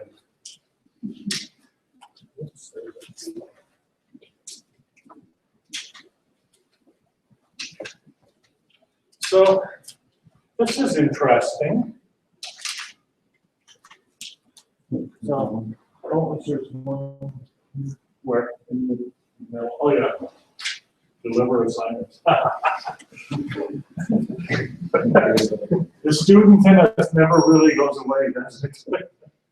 So what do we got here? Create overview of your own activities. Collect and distribute input from learners by teacher, tutor. pull up statistics about the different activities a learner has gone through. Find a fellow learner with the same questions you have. And, okay, that's the wall. Respond to a comment or video another learner has created. Ask colleagues. Colleagues. Oh, yeah, right. Okay. Ask colleagues. Okay, I get that. Got 9 votes. I guess it was clear.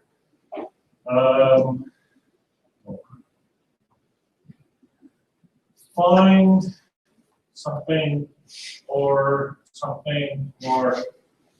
We got 4 votes. I can't read it. Search across the open communities for content or people. Search across or in communities for content or people. Okay. That's terrible. Share articles, videos, etc. of interest. Write reflections about your own task. That's good. Self-regulation, schedule learning path. It's a pretty big task. Set a date. Explore personal learning preferences. Answer questions. Provide feedback to content. 8 votes. Send a message. Participate in a live session. I was hoping that would make it. Well, you never know. Connect with expert. This is interesting. We had one client who was very, very interested in this. Ask for help, 11 votes. Help appear, 5 votes. Rate usability or helpfulness, 5 votes. Dispel anxiety or fear, affirm emotion of the student. And that was 10 votes, it's one of the highest. Link to social networks, set professional goals, post courses, and course rating. It doesn't say rating. Oh, sorry. Next one. Course rating. It's a KPI. Okay. So, interesting.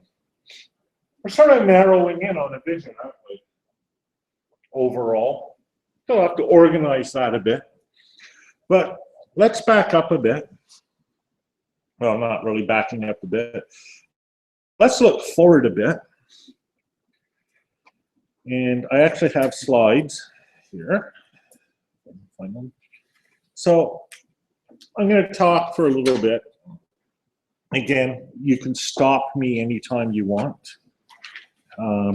People have, I'm sure people always will. Well, I want to talk a little bit about now some of the options available for us, some of the underlying technologies that enable stuff like that, and some of the stuff that we've done to support that. Now, as I mentioned, our work isn't complete, and it's, again, a testament to how difficult this is. Even this, like, it looks difficult so far. You still can't imagine. So my current program has been running for 2 years. I did another project for another 2 years before that, all dedicated toward developing a system like this. It's still not done. So I still don't have a thing to show you. I have a team of people working on it, but it's still not done. That's how hard this is. You'll see. So let's begin with a little bit about the interaction elements in cloud technologies, because I drew that picture, right, with the PLE at the center, and now all of our interactions with other services like Blogger and Coursera and all of that.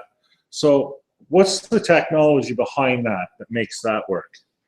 Well, there's some history. This is a schematic of technology I actually did build and does work and does exist now, called Grasshopper. Grasshopper is what I use for my own newsletter. It was created in the days of RSS aggregation. RSS aggregation is still a thing, still pretty important out there, but it's not, doesn't have the same importance now that it used to.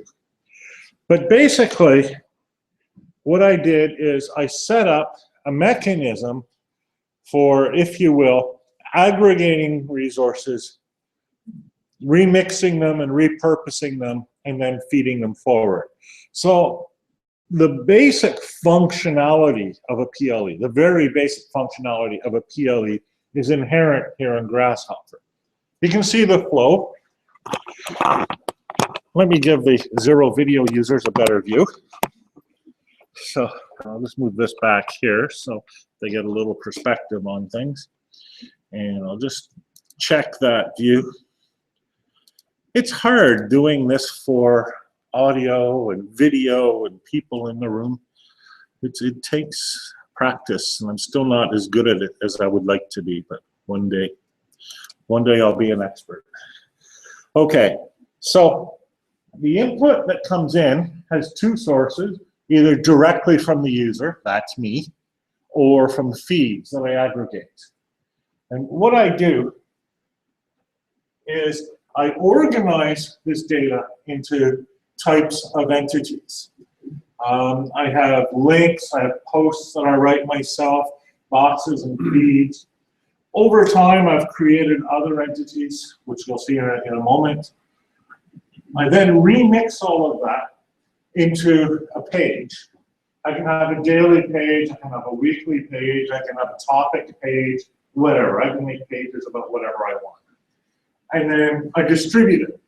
Email newsletters, web pages, RSS, my own RSS feed, JSON feed, etc. So that all exists. I won't admit to how long it's taken me to build that, but I'll show you some. So here's my website. So now I have to master this tricky art. Oh, why don't I actually look at the screen while I'm trying to, there, oh, that's so much easier. Okay, so this is the website. This is the presentation page. And it looks just like an ordinary website page. So this is the back end of Grasshopper. So it's my personal learning environment. It's what I've done to support my career for, I don't know, who knows how long. So as you can see, this is a very frequently used field or page where I input content directly. It also has a list of feeds. So here's the list of feeds. So right now it's kind of a shortish list because I've been working on a special project. So all of those feeds, interestingly, except for one, are feeds that have MP3 content in them. And what I'm doing with this is I'm harvesting the feed, analyzing it for the reference to the MP3 file itself. MP3, if you don't know, is an audio file. I take those audio files, I organize them into an RSS feed and send that out as a podcast. Remember my radio station with 0 listeners? That's how I program it. It inputs, and right now it's off the air because it costs me $30 a month to run it, and I'm too cheap. But, well, I'd be less cheap if I had listeners. But anyhow, so what it does is it creates this list of MP3 files, and then I have another script that sends this list to the Shoutcast player, and the Shoutcast player generates the web radio station. So here's one of the feeds. So, and there's not a lot to it, but you can see the link to the feed and some rules. Right now there are no rules. I have a set of rules so I can alter and adjust the content if I want. I can change categories, etc. So I'll back out of here. And this is the feed page. This is an information page. So here's what the feed actually looks like. If it'll link, try that again. Is it working? Okay, it's working, but slowly. And there's not, oh, there we go. So that's what it looks like. And then for those of you who love this stuff, that's what it looks like. That's RSS code. And so my script looks at that code. It's machine readable code, and it can analyze the individual posts. So that's the beginning. I'll just lower that for now.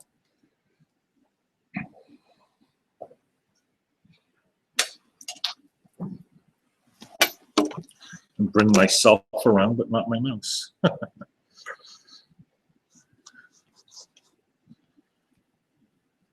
There we go.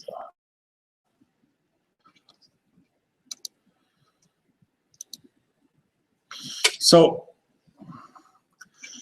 as we think about this now, we're kind of in the same environment with our personal learning environment, right? So, let's look at this from the perspective for the moment of a course provider. A typical course provider might be a MOOC, might be an LMS even, but I'm thinking more along the lines of a course provider working specifically within the PLE environment. So there's their site, and look at the environment around their site. They'll have a bunch of students in their course.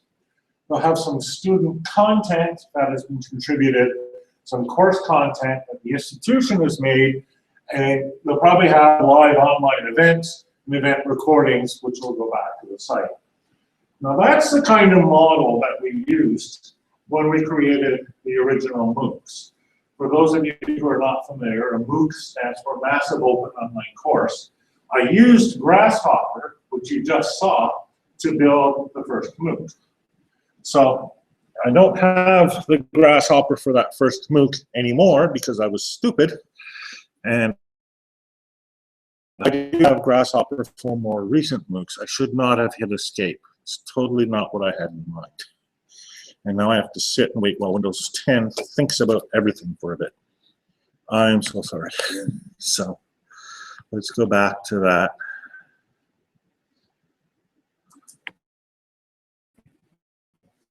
Yeah, we'll be back in a second.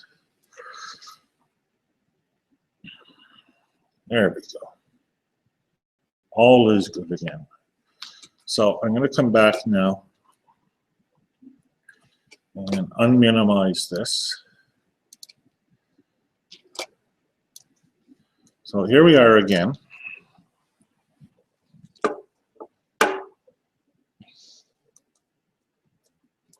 So here's one of the courses.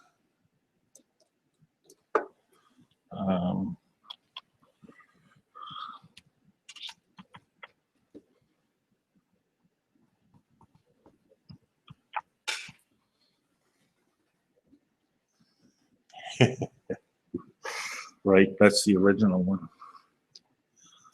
Oh, jeez.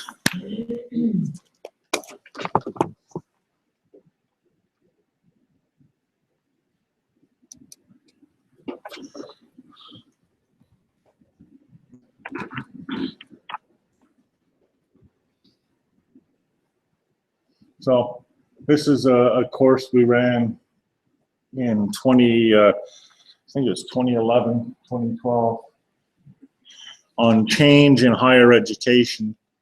You can sort of see that it looks pretty similar to my homepage, except, you know, it's web design from 3 years ago. And I'm using the same stuff in the background. I'm not sure if I'll be able to get into it because it's been a while. Probably, is it going to say error, or is it going to let me in? Who knows? Oh well. It looks exactly the same as the other one, except with the Grasshopper that I showed you, where I'm harvesting audio feeds. In this case, I'm harvesting blog posts from the participants in the course.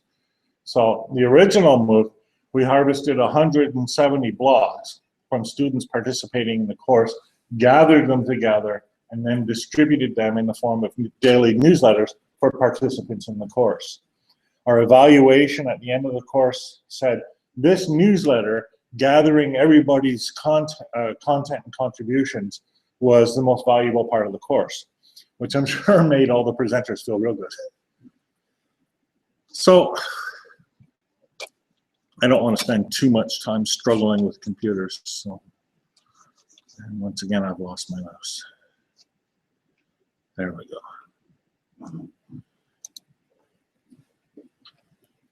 Oh, rats.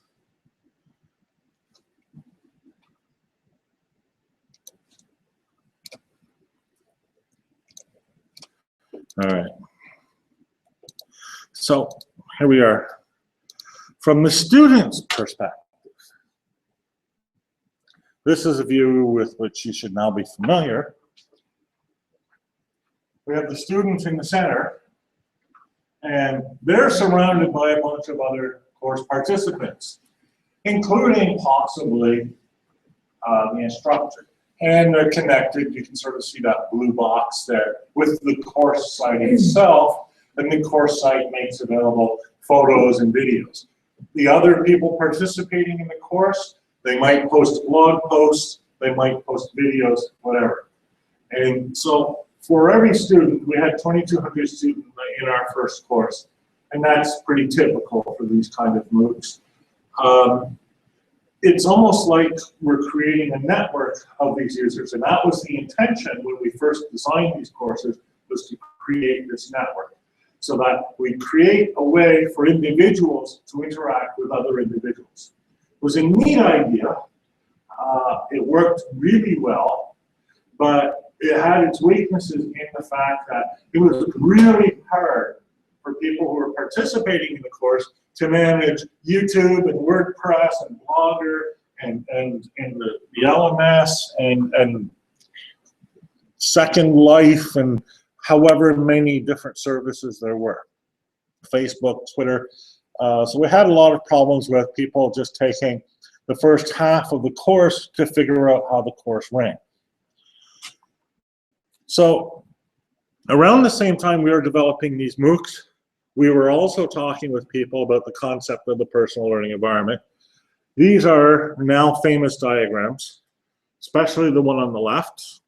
If you followed this at all, you're familiar with it.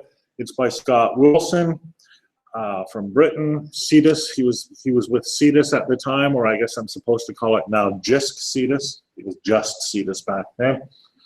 But it's the same idea as the concept I've been talking about. In the center, and in the center of this one, my tin head, in both cases, we have the individual user with the individual application, a VLE, future VLE. VLE stands for Virtual Learning Environment, which is the British name for Learning Management System.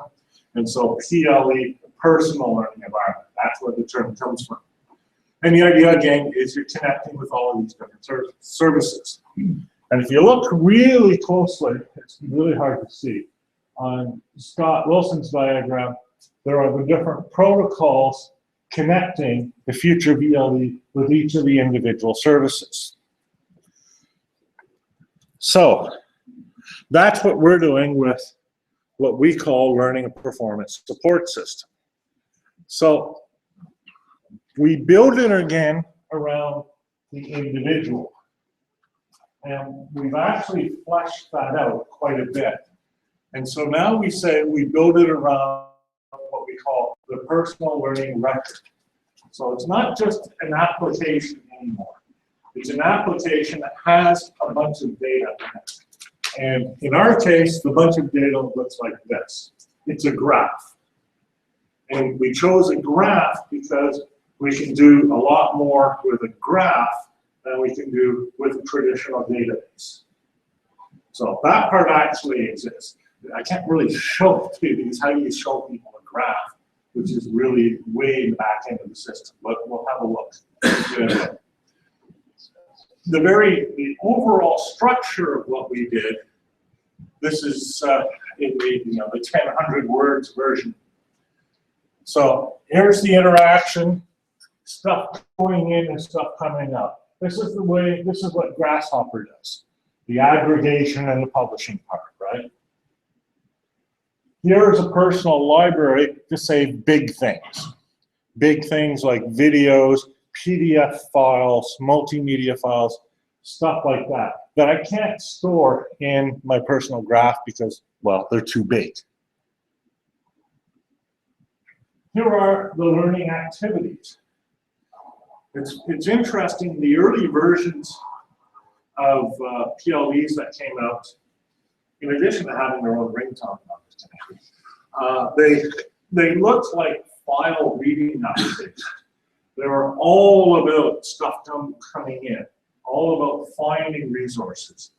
But what I found talking with people, working with concept over years, is that people want to do stuff, and learning is best supported by doing activities, not just watching videos.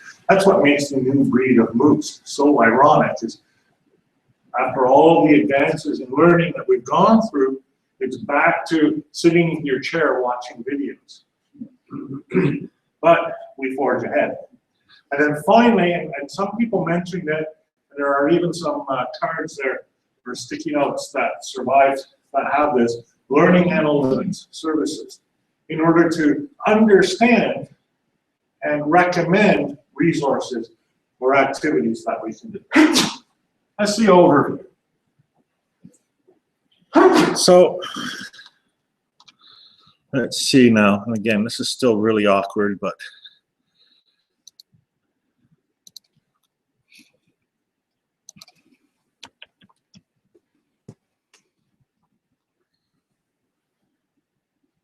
waiting. Oh, okay. So this is a very, very, very, very, very early version of what we've done. Excuse me. Yeah. What is it? LPSSS? LPSS, it stands for Learning and Performance Support Systems. Yeah. See, again, it's the idea of learning, not just sitting in front of your computer, but learning as being in the workplace, being in an actual environment. I used to tell a story way back. 2001 was the first time I told the story. It was at a conference in Australia, the virtual fishing rod. Or well, actually, it wasn't really the virtual, it was a real fishing rod. And you're going out there and you go to fish. And your fishing rod comments to you, did you like the sound effects? The fishing rod comments to you, you've never fished before, have you? And you look around because fishing rod's talking to you. But your fishing rod communicates with your phone, which back in 2001 was also virtual, and gives you fishing lessons there on the banks of the river. And each time you cast, it gets all the metrics from your cast, feeds them back into your phone. Your phone looks at those metrics, your activity, and gives you instruction. Here's a little video of Johnny Pro casting a fishing rod. Okay, I see that. Okay, so that was the virtual fishing rod. That's still a concept in my mind. It's still a real thing. There has been, since then, invented a tennis racket that does this. I forget the name of it, but there is one out there that does this. It has, I don't even know what you call them, but gyroscope kind of things. So that when you swing your tennis racket, it can analyze your swing and tell you what you're doing wrong. Or right, yeah. Right is good too. So I hope that was the login button. I can see almost nothing here. Waiting. One of our biggest challenges, he says, as we wait for the page to load, has been speed. Because the personal graph over time develops millions of nodes, and we want it to present resources dynamically. So here we are. And my mouse is frozen. Here we are. So this is a live feed of recently recommended resources My personal PLE has decided that I'm very interested in climate change. Actually accurate. So this changes, right now it changes over time. In the ideal world, it will also change over context, etc. I also have a competency profile. This competency profile is a bunch of things.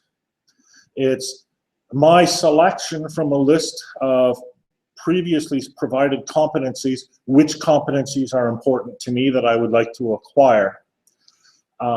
Also, this competency profile, I create the competency profile that is used in the recommendation of the learning resources. So the resources I get are based on the competencies that I'm interested in. And our personal learning record component, the personal graph, is a record of those competencies that I've achieved. Like I say, still pretty basic. Here's the competency explorer part of it. It's searching.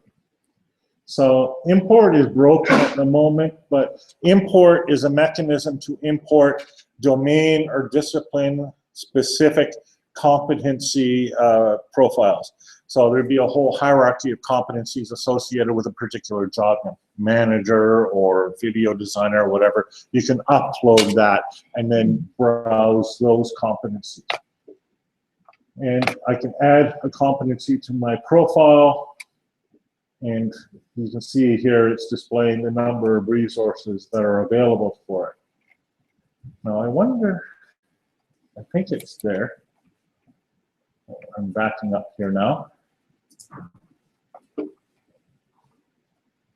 I'm trying to back up.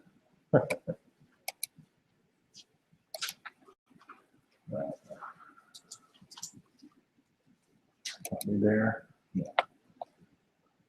This here is the raw data.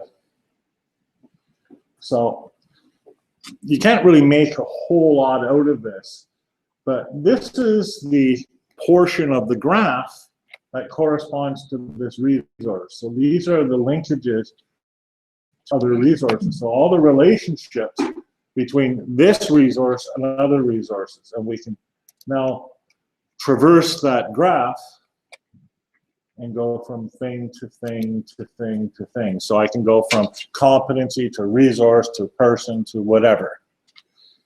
So that's kind of where we're at now. There's some more stuff behind the scenes, but that's where we're at. So you can see how that fits into this picture, right? The analytics is in support of the competency stuff. We actually called this part automated competency detection and recognition. What we want to do, haven't done it yet, we want to do a couple of things. Once we know what competencies are, we want to be able to detect competencies in documentation related to jobs, such as job ads, position descriptions, stuff like that. Even more to the point, we want to take the activities that an expert performs using this system and extract from that the competencies inherent in their performance. Down the road, way down the road. Oh, it seemed so easy at the start, but no, that's down the road. But the idea is that if we have everybody's activities, sorry, if we have all of a person's activities, and if we know that that person is an expert, then probably some elements of their activities constitutes the competencies which make them an expert. Now, that's a very simple version of a very complex story because we know that that's not the whole story. What makes a person an expert is not just what they do, it's also how they're recognized for what they do. So we need to capture the interactions of other people as well. So the resources coming in, we saw. The resources being recommended, there's a missing word there, right at the top of that arrow. It's in the complex version of this diagram. It says recommender, and then it would recommend the learning activities. And I'm still forever losing my mouse. There we go. So here's the personal learning record itself. So the personal learning record is, again, it's a graph, but the sort of things we really want to capture in the graph break down into these three major categories. The first category is not surprisingly, badges, credentials, certificates. That's your typical learning record, isn't it? I graduated from high school, I graduated from college, I have a certificate in advanced, whatever. I've got a badge for woodmanship. I was a Boy Scout, I got badges in Boy Scouts. That should be on there. It's completely lost to me now. I have no idea what badges I got in Boy Scouts, but I should know. Also, my portfolio, things that I've written, things that I've made, things that I've contributed, any artifact that I've created in support of my learning, I should be able to save for myself. When I was in, what grade would it be? Grade 10. I created an ecosystem, closed ecosystem. Okay, it was a jar full of swamp water. But I studied that jar full of swamp water for an entire term. I recorded all the, the snail population started with 2, went to 0. I kept track of something I called snail attacker, because what I observed was it attacked snails. Started at 2, went to 4, went to 0. Moss, algae, fish, it started with a small fish, much to my surprise. I got 20 out of 10 on that. The best grade I've ever gotten in my life. It no longer exists. I should have that, so that when I'm many years later giving a presentation in Berlin, I can say, here's my great project from Brett. So, and then the third part is what we call the activity record. The activity record is a record of activities. There's 2 types of records of activities. One, the activities that we undertake in learning. Clicked on a page, answered a question, sent a message. These are the activities that your learning management system records. The other kind of activity is the activity that you undertake when you're actually in what we'll call a performance environment. You're on the job, or you're doing your hobby, or you're actually fishing, right? And your tool, whatever it is, records what you have done and the result of that activity. So we keep both sets of records. These records record our learning, it records the result of that learning. The idea is these records form part of the personal graph. They also inform the recommendations that the system makes. So we have elements of that set up now.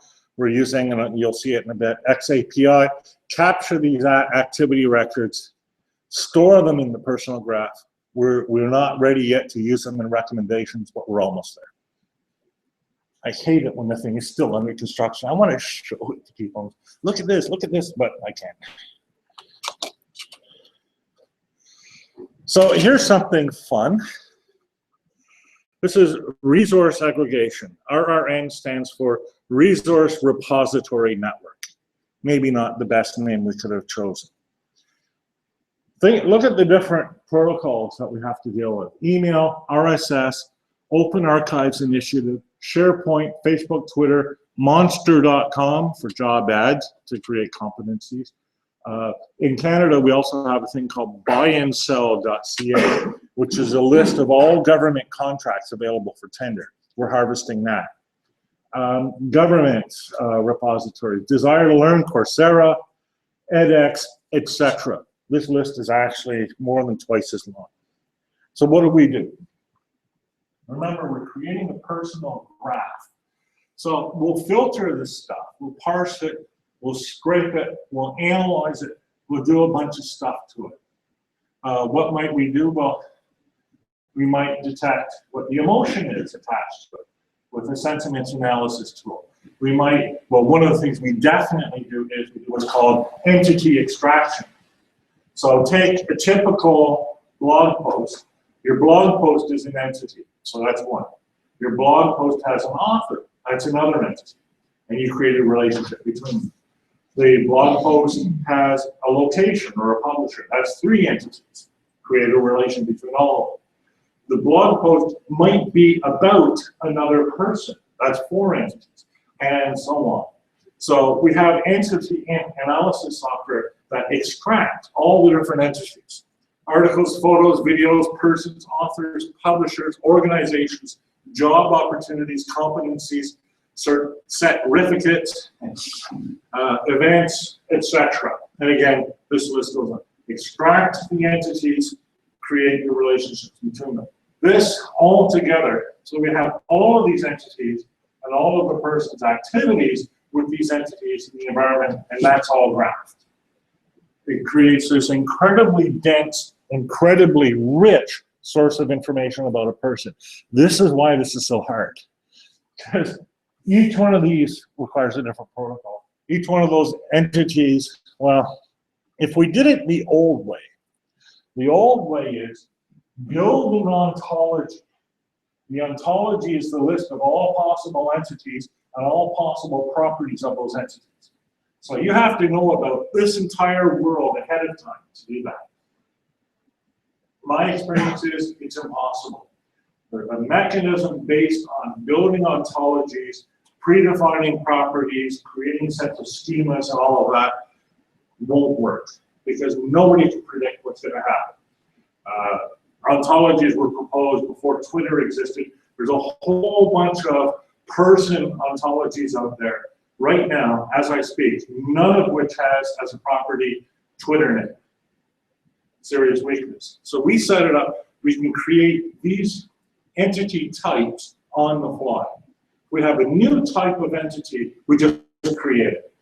And we assign properties to these entities on the fly. So if a new service, what do we call it? Yuck. Yuck.com comes along with it. Yuck.com gives everybody a Yuck ID. I can attach a Yuck ID to a person on the fly. I've worked with developers for about, I guess totally about 12 years with developers saying, you cannot do that. So, but we finally figured out using graph databases that you can do that. And it actually works and it's possible. It still makes things tricky, but it's not impossible. So let's look at some of these underlying protocols. Here's one everybody uses every day. The whole email, POP, IMAP, SMT stack. There are other elements of these protocols, but to make this work with email, you need to be able to access and send commands back and forth to email services. SMTP and POP, sorry, POP and stands for, what does it stand for?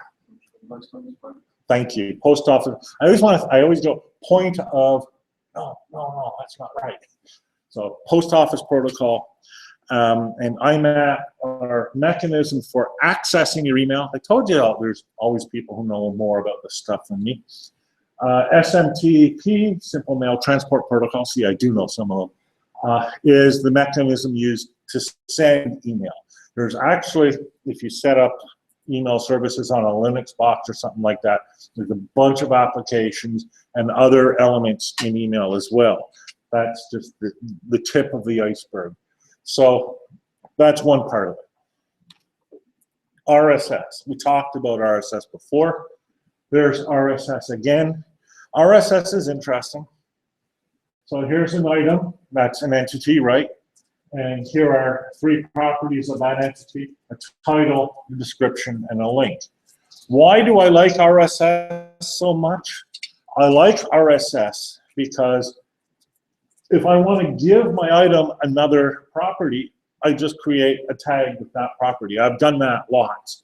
So I created something called RSS long, RSS learning object metadata, and I just created an object with semantic density. The problem is the parsers won't parse it. So I can't use it anywhere except in my own parser. But I can create it. So that was pretty cool. I liked that. HTML and XML are really useful that way in that they are very generous in that you can add stuff to them, and if the client can't use it, then it's supposed to just ignore it. XML not so much as HTML. Here's an example of RSS in action. So it's not really the best image, is it? But here on this side is a list of feeds that a person is subscribed to, and here is a post. That almost looks like an email screen, doesn't it? Doesn't matter. It's still the same idea.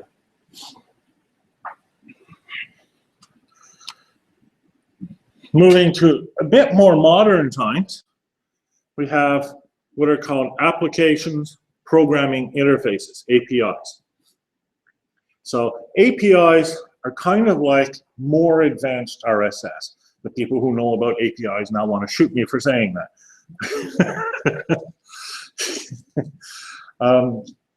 But nonetheless, they still serve the same function of allowing a client to get data from a remote site. Am I okay now? Better. So what's neat about APIs, to my mind, well, one of the neatest things is they use the same protocol, the HTTP protocol that we use to get web pages. And so basically, we send a request to a server in the form of a post request, typically not always. And the server comes back with a response.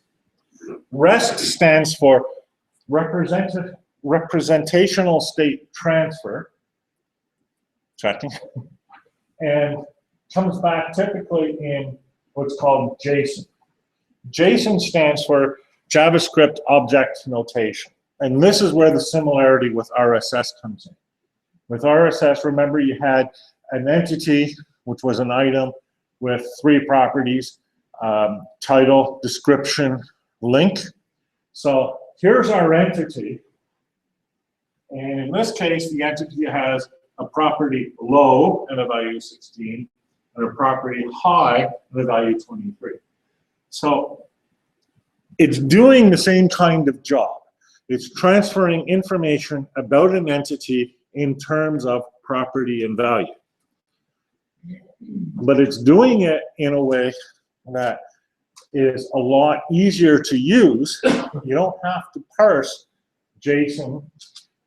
JSON is notation that is already in the format that is useful or usable by JavaScript code. There's a bunch of other stuff that I could add about JSON, but there isn't time. She could probably add more than me. Take it up a notch. A lot of the stuff that we want to do involves actually being authenticated on a third-party server. For example, if I want to post a blog post on my Blogger account, I'm going to have to log into my Blogger account first. Otherwise, just anyone could log into my Blogger account.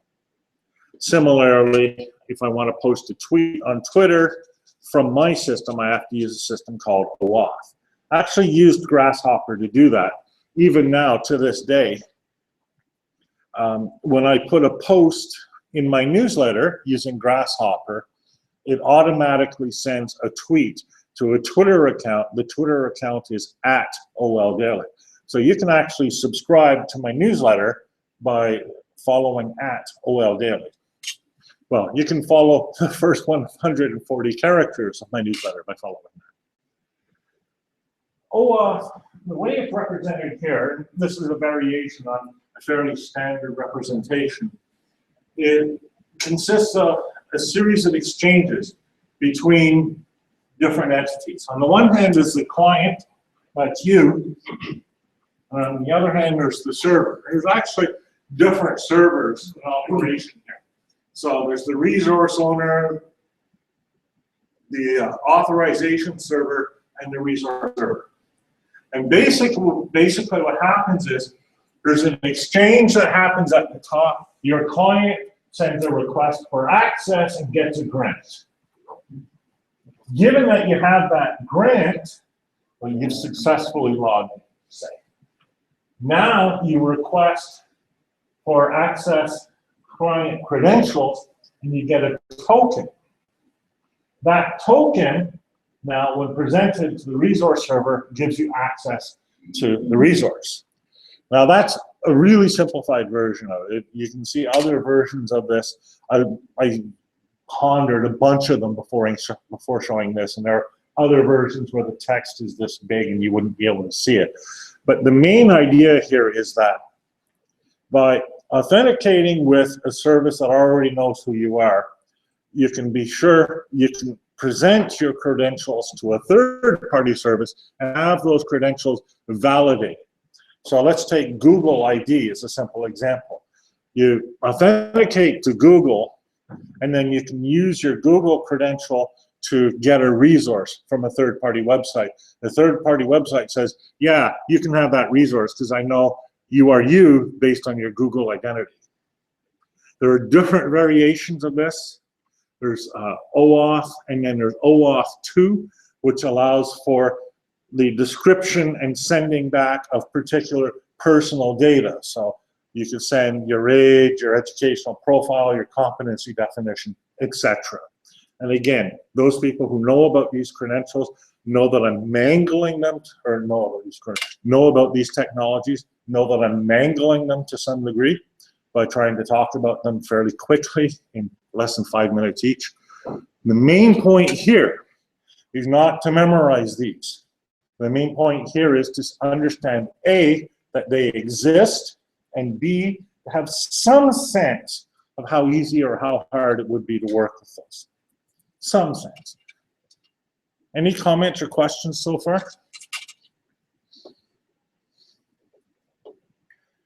Okay. Is it making sense? Mangled though it is? I'm sorry, world. Okay, I'm gonna move into the next bit. I'm running a bit behind. Actually, well, no, when did we come back? Oh yeah, I am running behind. So that's okay. Actually, it's 9:27 a.m., which means it's, what time is it now? At 3:30. Is that break time? Okay, I did promise you a break at this time. I took longer presenting that than I had intended to. That always happens.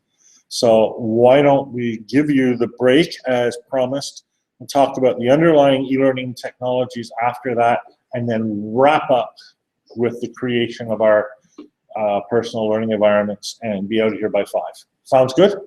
Yes. Hello. Hello. Oh, half an hour. That's what it says on the schedule, half an hour. I know it's long. This session is mostly breaks. But you gotta go with what the organizer said. So I just want to go straight through.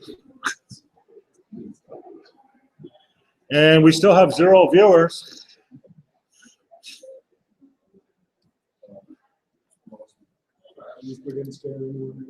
We didn't scare enough. We have not lost a single viewer in the last hour. That's my kind of radio rankings.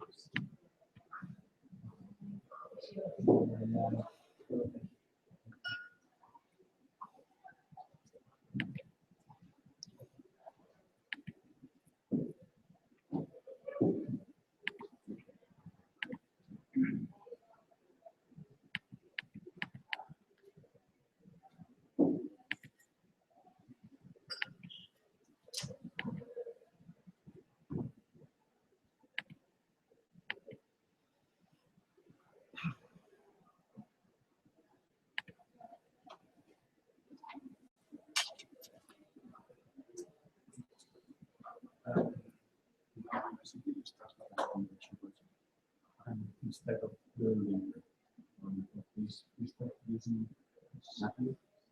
Just yes. I use it all the time. Yeah.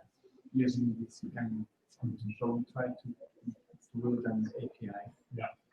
So Zapier or it can access the learning of the system. Yeah. And I don't know if this can be a way to follow around and to do it. Yeah, you can do it that way. And like I said, I use IFTTT a lot. I always call it because I'm like, IFTTT, I use it a lot. There's two problems. First of all of your relations may be different for each person. And it's hard for a person to learn how to use it. Second thing is, if they go away, I'm toast. So, yeah, and I can't. But yeah, I like the thinking though. It's the right thinking. Stephen, unfortunately, we couldn't register for your session. So missed out, but read up on some of the stuff online. I was wondering if afterwards we have a chat bit and show you a bit in terms of what we're doing, like a startup in sort of and trying to personalize the experience a bit more. So probably sitting in between here and there, and just would be good to get. The answer is yes, but not today. Not today. Okay. Well, Because we're going to be knackered. Yeah, no, of course. Yeah. When is the time? Tomorrow. Yeah, tomorrow. Yeah. Yeah. Yeah. I mean, I'm still figuring out my schedule for tomorrow. I know I've got a couple of things set up. But later on in the afternoon. Should we an email or something? Yeah, send me an email. Yeah, do you have and my email even works. Okay, great.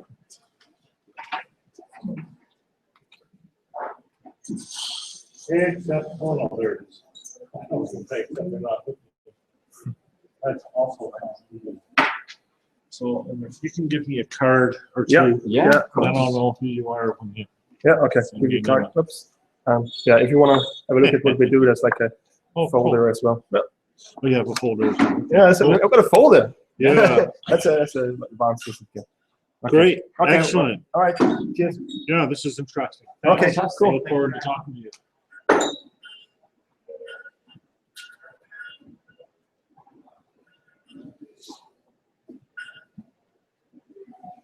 Stephen, how far off are we of this whole thing? I mean, because you've been working on it for 4 years. Yeah. March, maybe. So you're getting close. You're getting close. Yeah, it's we're on our third architecture now.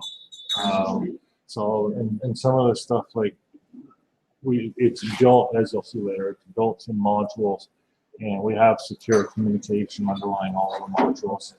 And so we had to put that in because, and you have to put it in before you start. Right? So that takes 6 months. So there's a lot of that sort of stuff. But we've got the architecture down now. So you're closer than I thought, because I was thinking it would take longer. Oh, it's horrible. It's horrible. And, we'll be able to show people stuff in March, hopefully sooner. Developers say no. They're holding signs. No. But I was also thinking about the recommending system. How do you avoid that becoming like a filter bubble, that you only get the things that you are already involved in, and not is a system that smart that would. Yeah, Yeah, it's going to be. Yeah. There's a bunch of things. First of all, it's not like, you know, your classic recommender, right? People like you rated entities like this, such and such, therefore, right? Very simple. Worked really well. But yeah, you get a lot of, you know, you watch one Western on Netflix and that's all you're seeing for the next year. They tend to over exaggerate. We're working on a hybrid recommendation system.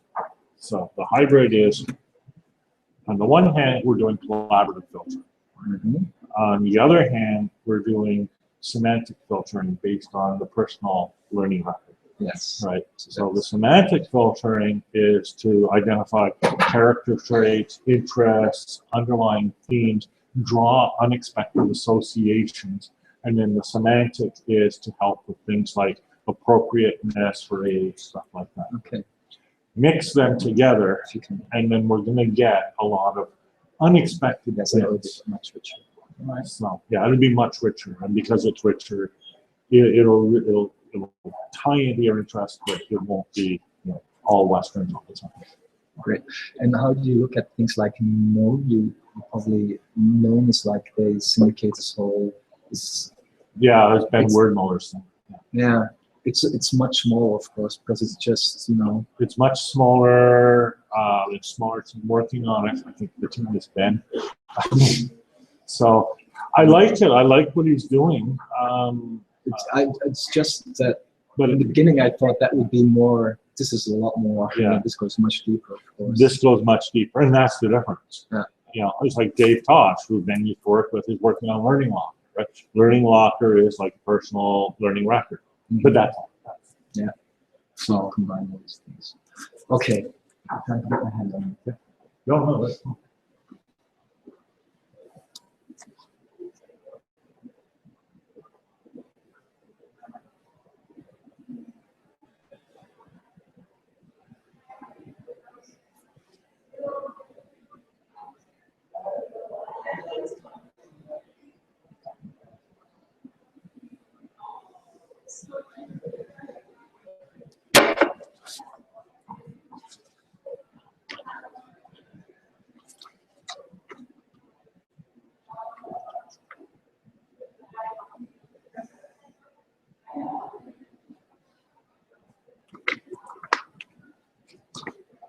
Yeah.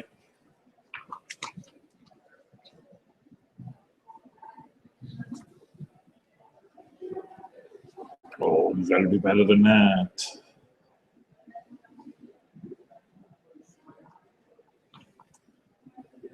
Huh.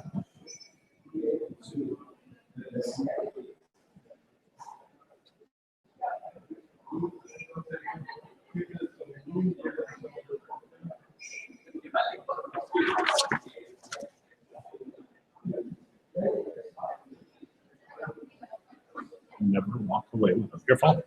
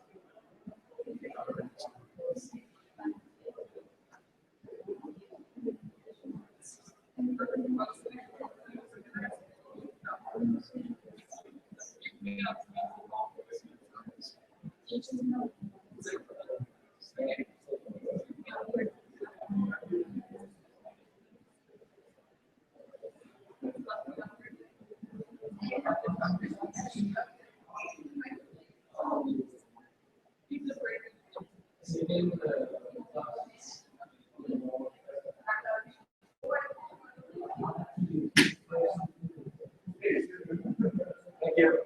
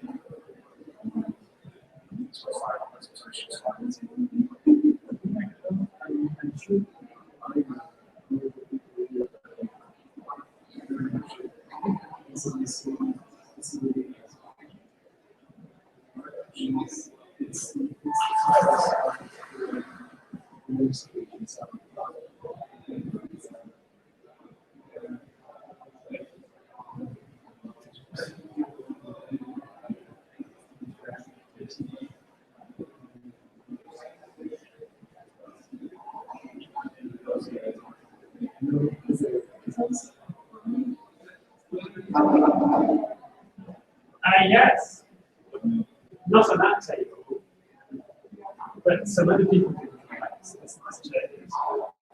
Okay, but if you want to, if you're interested, you can just go out. Yeah. I think you can steal this chair.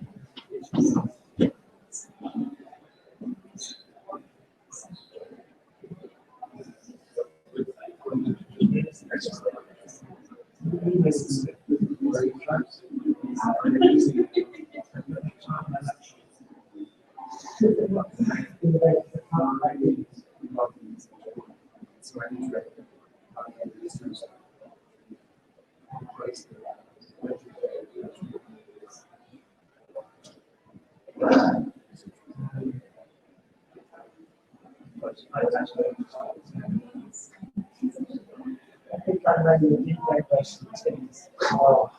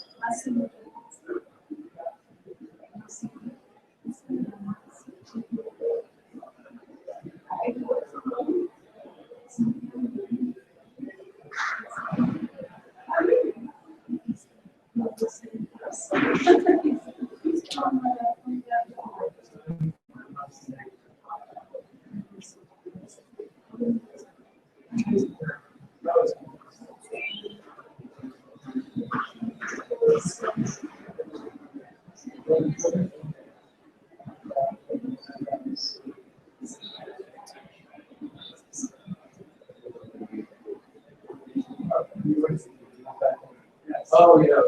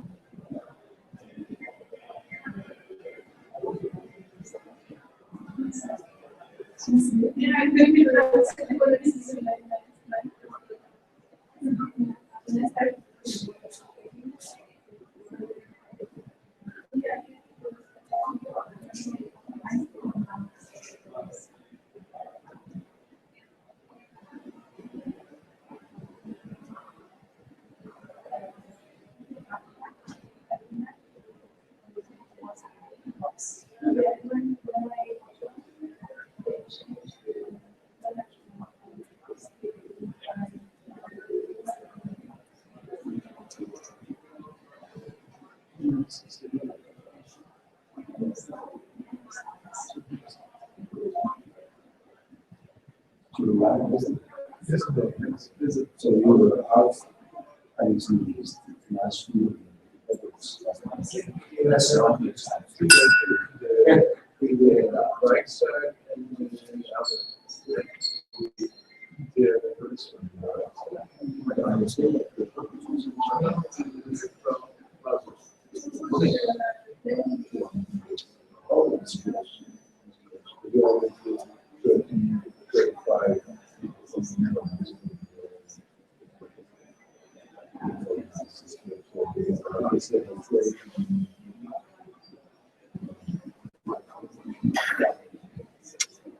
Hi, 0 viewers.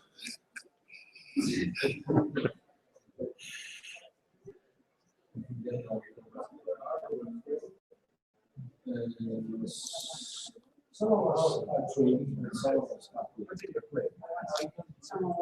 So we have good win from the line. So we only took 35 minutes from good neighbor.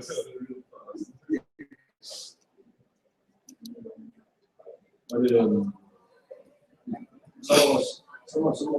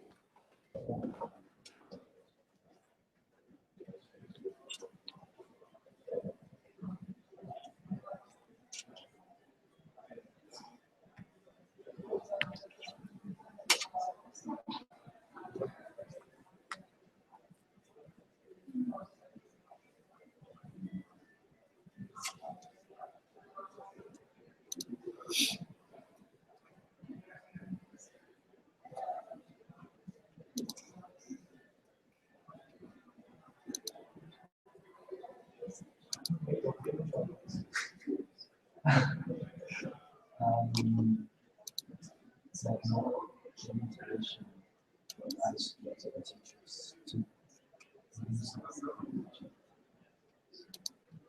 it's like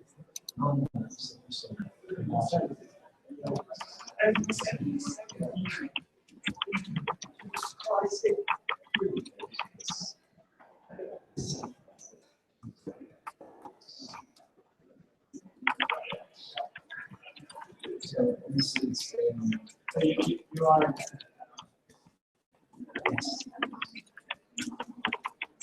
this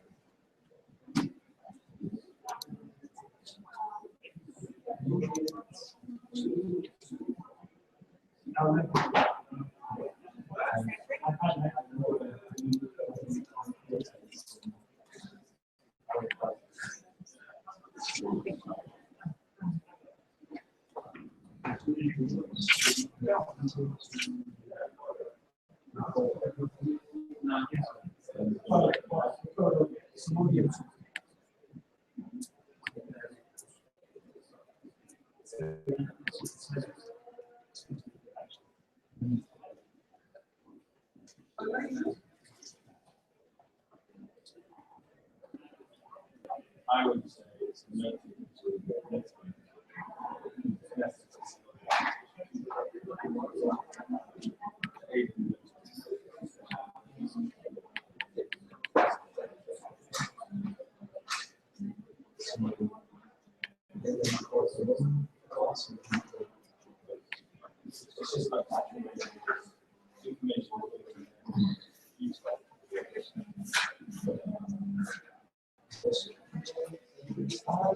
I would say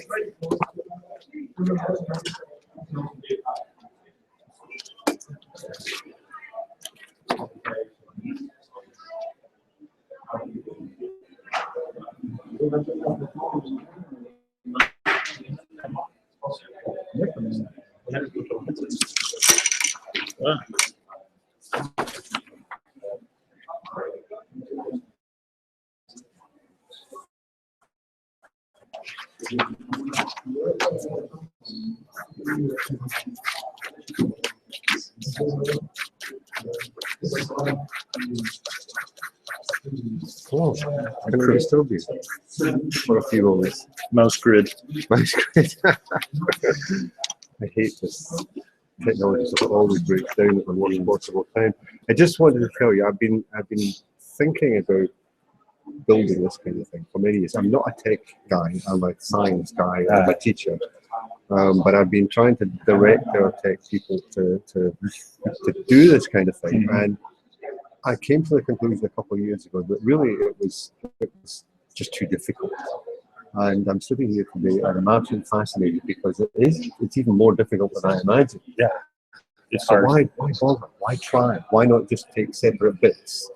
Because if you pull it off, yes, it completely changes how we do online learning. and it changes it for the better, dramatically for the better. I agree. So it's worth the effort. Right.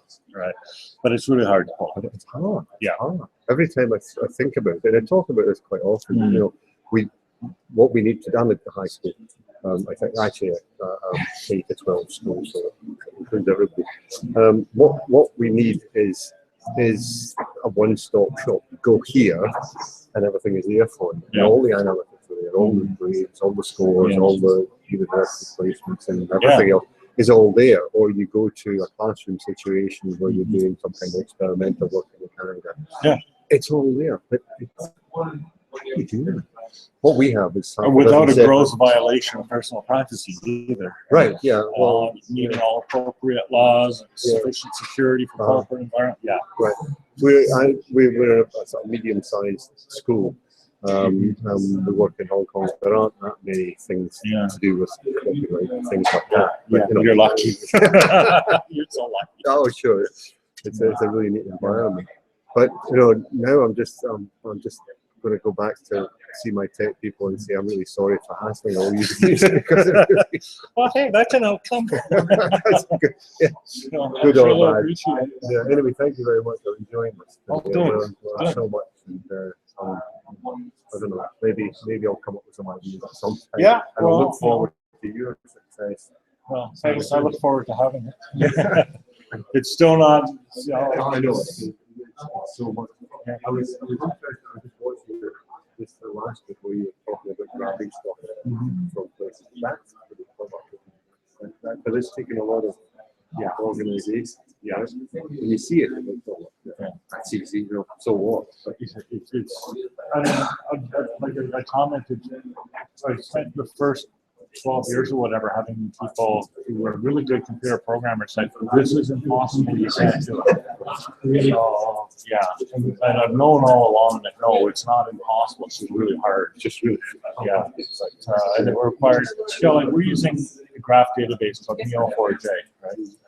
If we built one from scratch for the first person, the first 13 years is one we built from scratch, so it's kind of slow. Right?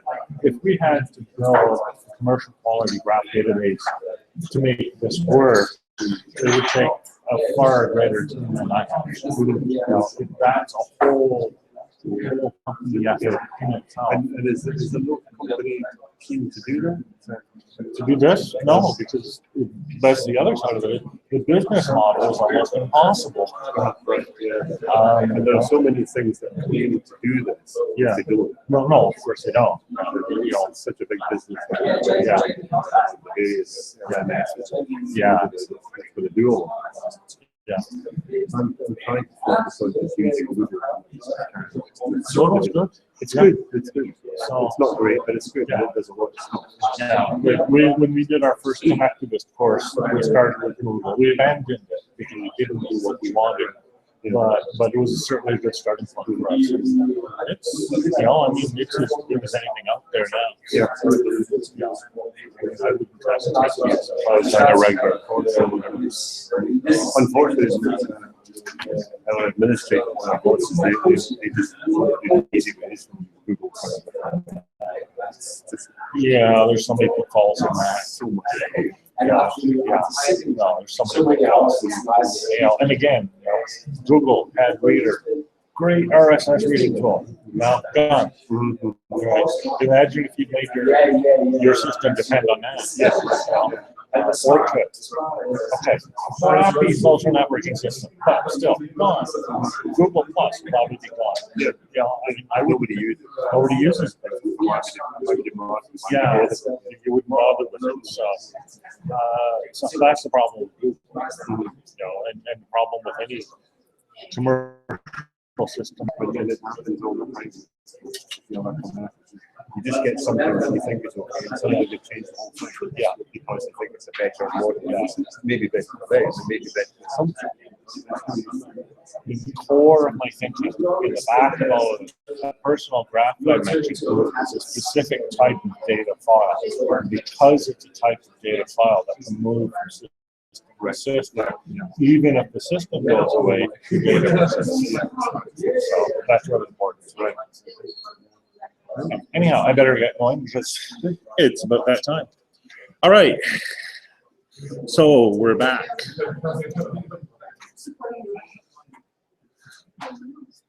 We are back. Welcome again, Zero Web viewers. Nice to have you not with us. I almost want to put my radio station up again because it was just. Pardon?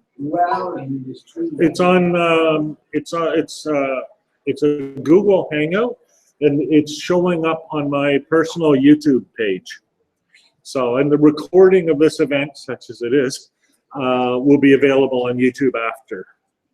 So what I'll do, of course, if I ever find the time, is create an edited version of it so we don't have the video of people in different groups talking among themselves, because what I've learned in this session is that is really not popular video. All right, too much stuff, too little time. It's always the way. You'd think I'd have learned to avoid that by now, but no, I'm not smart enough. All right, so I'm going to do a quick zip through some of the underlying learning technologies informing the development of these personal learning environments, and then we'll launch into our final wrap-up, close-up environment of designing our own personal learning environments. Remember, keep a record on your individual pieces of paper, and again, for those of you who are willing, and I would really appreciate it if I could collect those, that would be so wonderful. If you don't want to give it to me, if I can take a picture of it, that would be wonderful. All right, so we're going to go back to mid-1990s. This is the learning technology infrastructure circa maybe 10 years ago. It's the traditional learning technology infrastructure. It's what most learning management systems run on or are used today, or variations thereof. So what we have, well, we'll start at the beginning, learning object metadata. So a learning object is a piece of reusable learning content. Everyone knows that. If you don't, now you know it too. LOM itself is kind of like an RSS for learning resource. Technically, it's not, obviously, but it's typically represented and used in the same sort of XML representation as RSS. And the idea is, just like RSS, you can have learning object metadata that makes resources discoverable by machines. Great idea, way too complicated in implementation, or something like 87 fields, and they had to be filled out by hand for each learning resource. If you have a bank of 10,000 images, no one's going to do that. Norm Friesen ran a study. He found people use, on average, 7 fields out of those 87. Oh well. IMS also had, let's see if we can find it, they put it down here, content packaging. It's a mechanism for packaging collections of these learning objects together to form, say, a course. It really looks like a book with chapters. There's a manifest, which is like a table of contents, and basically it's representing a number of learning objects all together. Organizing these into a coherent, the camera gear, oh, it's gone. It gets more and more intense as time goes by. We had to get the big, huge lens. Now it's got a shoulder mount. I love the camera gear. Okay, no, I want the camera gear. I want the big lens. Never mind. That's my other job. The profession I really want is to be a photographer. So you see, I want your job. It's not my job. All right. So anyhow, we have IMS simple sequencing, which is basically a mechanism for ordering the delivery of these learning resources into a course. Then we had learning design, IMS learning design. It was based on Rob Coper's educational modeling language. And what it was a complex way of sequencing the presentation of learning resources that divided people into different roles in an educational environment. Really interesting, really neat. There was James Dalzell wrote an application called LAMS, Learning Activity Modeling System. Real nice piece of technology. It's been around for a while now. Learning design, again, was maybe too complicated. Trying to prepare all of these big packages, very carefully designed, orchestrated presentations of learning resources for people. The pedagogy says, don't look at the camera, the pedagogy says that this is what learning professionals do, is they sequence and order and present in the most pedagogically effective manner all kinds of learning resources.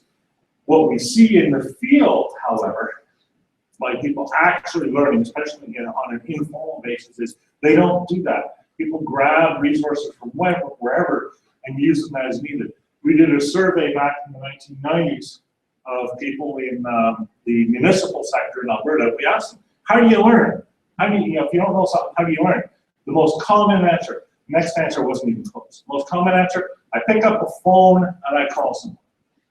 That was their version of a learning management system back then. Today, right now, email or Skype or whatever. So, okay, so we have that overall.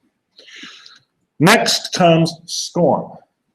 Now, SCORM, it came out as the Shareable Courseware Object Reference Model. Now it stands for Shareable Content Object Reference Model. Big difference there. It's interesting. The SCORM is typically represented as another version of LOM. And it is. It's another way of representing the contents of learning materials. But what's really interesting about SCORM, the fun and cool part about SCORM, and there actually is one, is the runtime environment. Because the idea of SCORM is you take a learning resource and you put it in what's called a wrapper. Usually a simple JavaScript wrapper, although ADL, Advanced Distributed Learning, who came out with them, gave us 4 examples: a JavaScript, a Flash, a Java, and something else, who cares? But the idea is now you have a resource with the wrapper. What the wrapper does, oh, there's all kinds of lines I could go through now. What the wrapper does is it communicates with the learning management system. So the simplest case is the learning resource says, I've started. And then when it's done, it says, I've stopped. And so now the learning management system is able to get information directly from the learning resource about when it started and when it stopped. This is really useful for tracking, for example, if you want to track when somebody interacted with the resource. That's all I want to say about SCORM. There are all kinds of problems with it. But yeah, I know she's shrugging. It worked. It's still in use. SCORM 4, probably the most widely used, or SCORM 2004, probably the most widely used learning technology even to this day. IMS comes back with learning tools interoperability. This is a really neat idea. So neat, I can barely describe it, but I'll try. So, okay, I'm not sure I'm going to get this exactly there, and I don't like this diagram a whole lot, but again, there were other diagrams with text this big. So I went with the diagram that you could read rather than the diagram that was most effective. The choices you make. So, anyhow, what you have is a person, the user, or in this case, tool consumer. This is funny how people talk about, you know, the different roles, right? The role in this case is tool consumer. Would I say tool consumer? No, I'd say something else. Anyhow, they're accessing a course through a learning management system. Say, it doesn't say learning management system, but say it is. The learning management system launches a third-party tool. Well, or it might not even be a third-party tool. It might be a tool inside the learning management system itself. Which tool? Well, that varies depending on the learning management system. So basically what you're doing is you're saying, here, I want this kind of tool or this specific tool, and the learning management system says, okay, I'll launch it. And then we'll have all of our interoperability that way.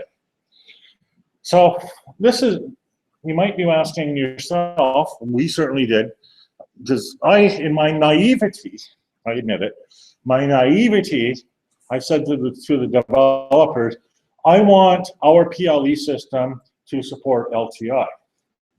And they said to me, well, are we going to have people authoring courses on our personal learning environment? I said, well, no. Well, that's what LTI is intended for, right? It's for a person who authors a course to say partway through the course, now launch your discussion system. And then whatever learning management system you're using, they'll launch a discussion system. Well, okay. I thought, though, why should instructors have all the fun? So in the LPSS system that we have, I'm not going to take the time to show it, but I could. It actually exists. The users, the students, can use LTI.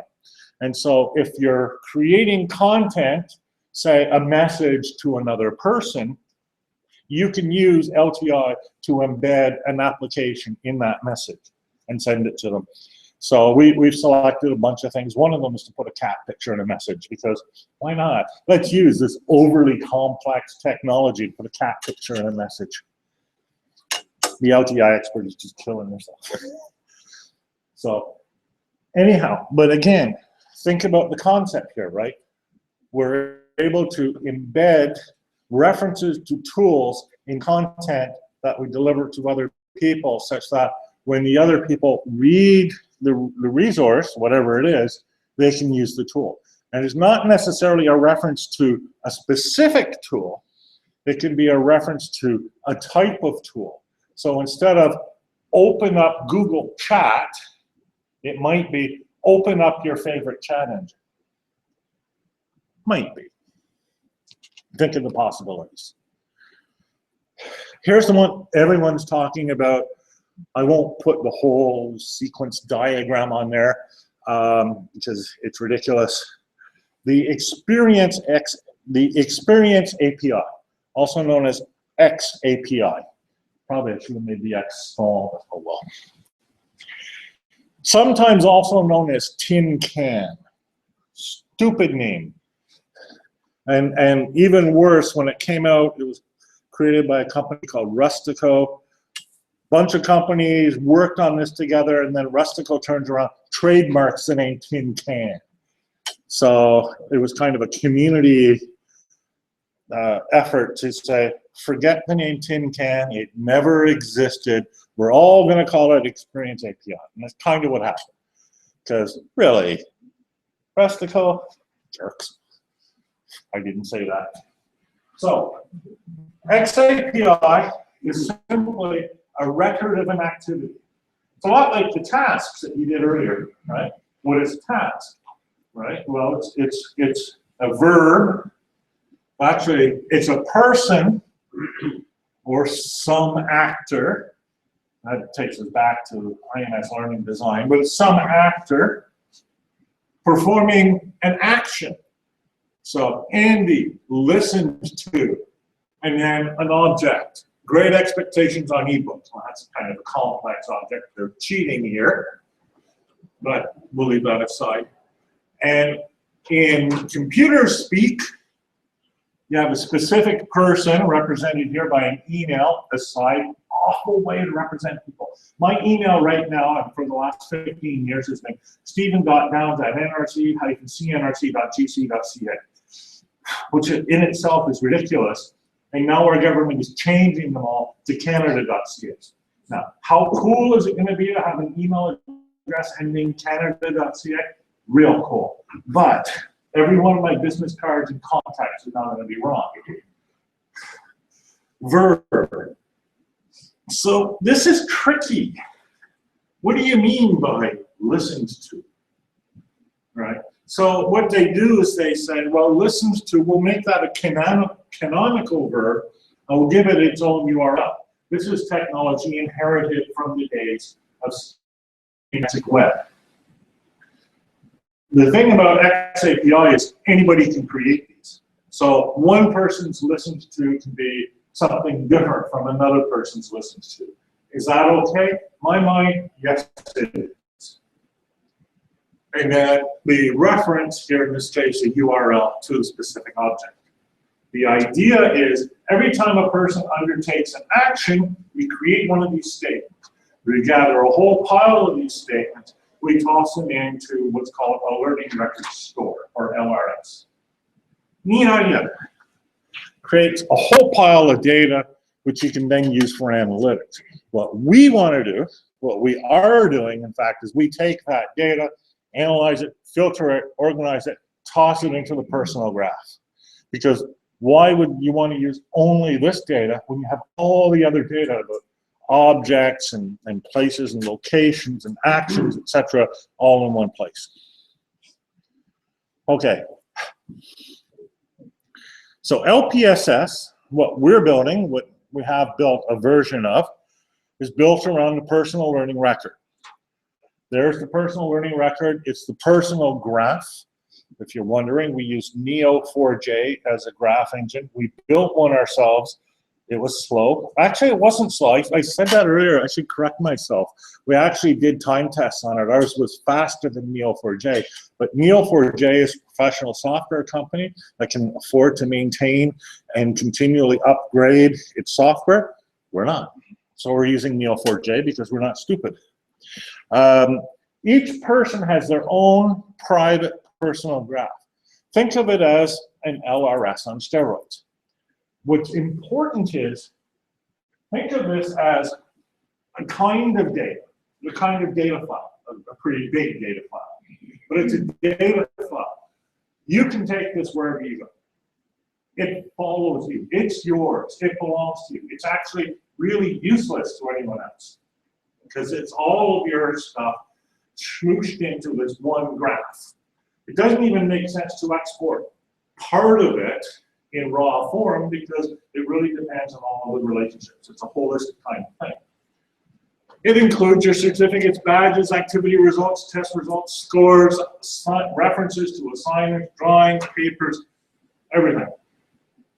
Your emails, your blog posts, not the actual object itself, but the reference to the object, right? Because otherwise, this would be like a gazillion gigabytes. So we only store the references, the real objects, we just store on the cloud anywhere. Doesn't matter where we go. Why? Because we're not in the storage providing business. We use Amazon Web Services or Google Drive or Dropbox, or we have compatibility with OwnCloud. So you can put it on a hard drive in your living room. That's also implemented in that lpss.me you saw. Here's the slide that you saw earlier. Here's the adult version of that slide. You see the recommender, web pages, APIs, feeds of communities, harvesters. Here's the cloud storage with the Dropbox, AWS, etc. Here's the analytics engine, entity recognition, still working on it. We have scripts, they're not implemented. Sentiment analysis, we have it, it works, it's implemented. Translation, oh God.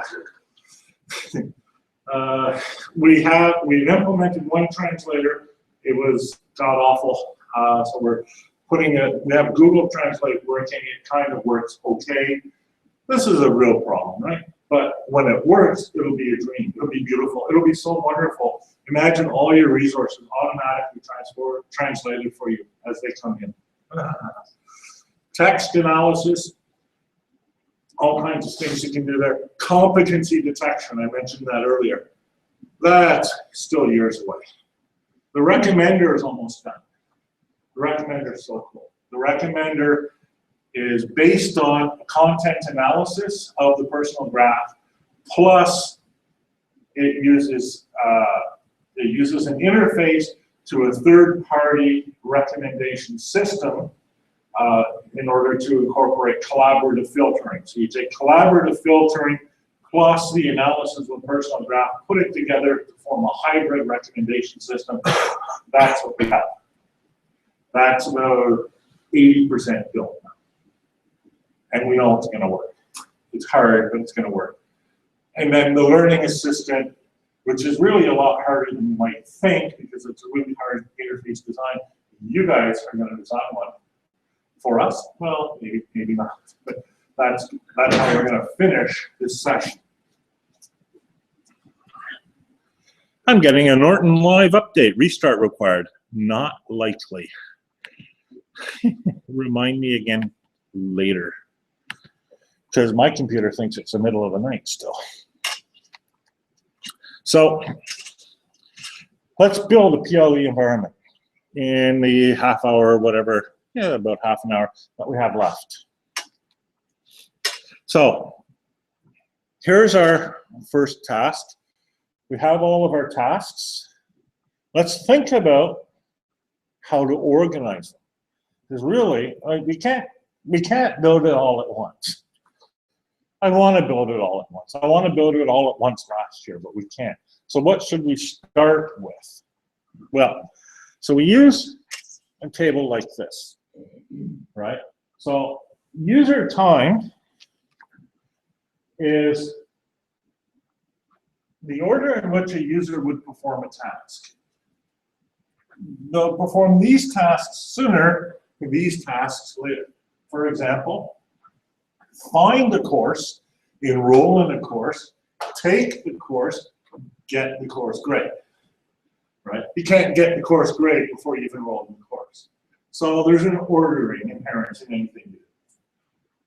That's one axis, that's the x-axis. The y-axis is, as they say, bang for the buck. Or I guess here it would be bang for the euro. Doesn't really rhyme, does it? Do you have an equivalent European expression? Enthusiasm for the euro? No. Excitement for the, no. Okay. The things that are at the top are easy to do, but yield really good results. And the things down at the bottom are harder to do and yield lesser results. Make sense? All right, so we're going to do this collectively. I'm going to do it fairly quickly. We don't have a whole lot of time. So, send a message. Easy or hard? Easy. Sooner or later?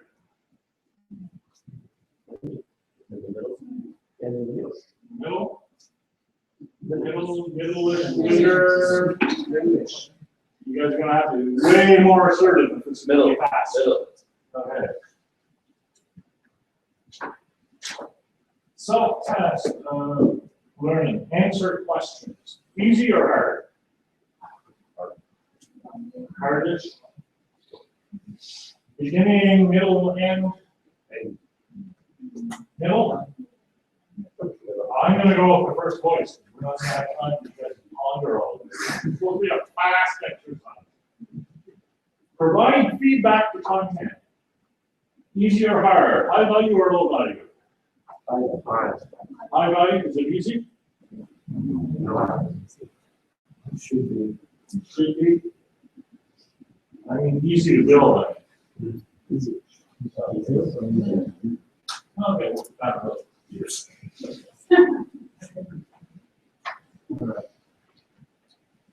Oh, wait. So, beginning or end? Sooner or later? Later. No? Okay.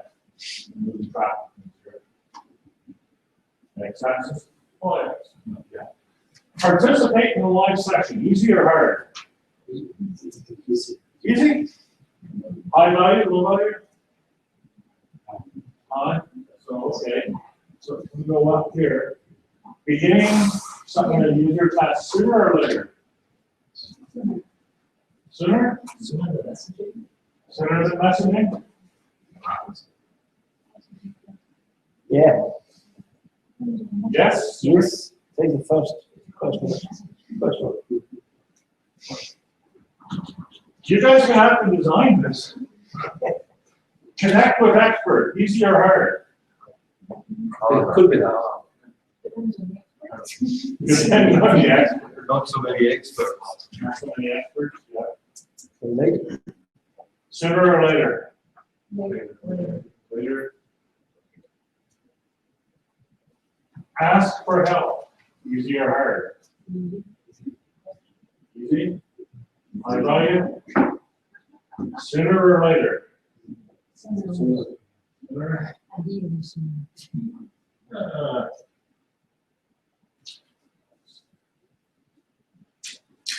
Write reflections about your own task.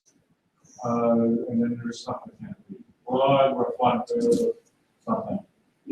Easy, hard? Hard? Yeah. Sooner or later?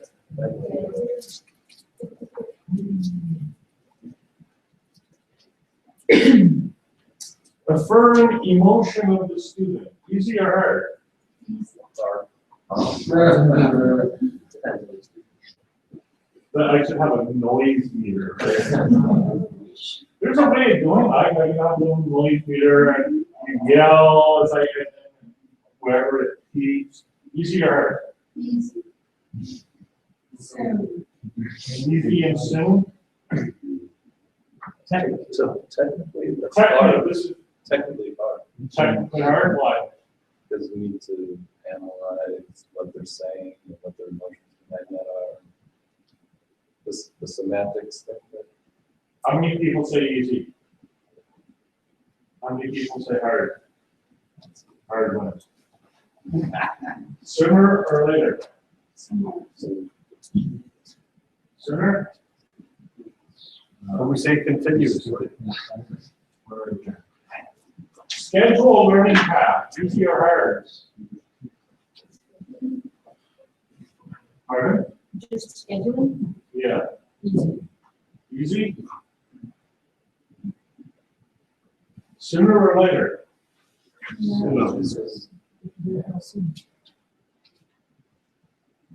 You'll learn it. That's not. Explore personal learning preference. Easy or hard? Hard? Sooner or later? Sooner? Before learning path? Does learning path depend on it? It's hard. That worked out really well. But then just get help appear. Easy or hard? Easy. Easy? Sooner or later? Sooner. How many people say sooner? Later? Sooner. But probably after ask for help, right? Okay. Rate usability and helpfulness. Easy or hard? Hard? Easy. Kind of easy. Sooner or later? Later. Okay. Links to social networks. Easy. Yeah. It's moderate. Sooner or later? Sooner. Maybe even before ask for help. Easy.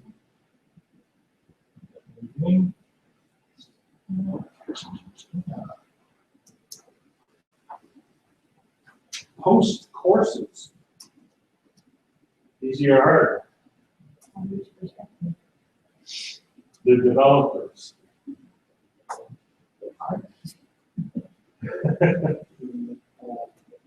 I'm going to go with hard too. You think it's easy? No. I run a list called move.ca.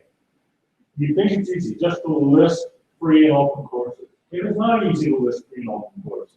edX, for example. edX. You can open, except you can't use our list of courses. Post courses, sooner or later? Sooner? Hard, let's see.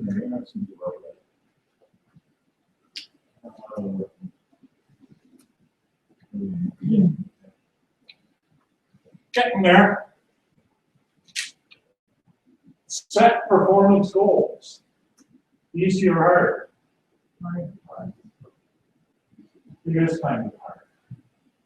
You have to identify what a goal is. Sooner or later? Both. Both? Very hard.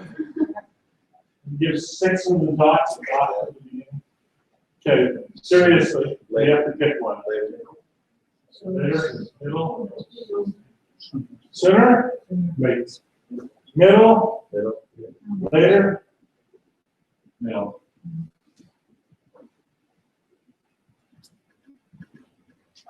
Okay. Courses, course ratings. Easy or hard? Easy. Yeah.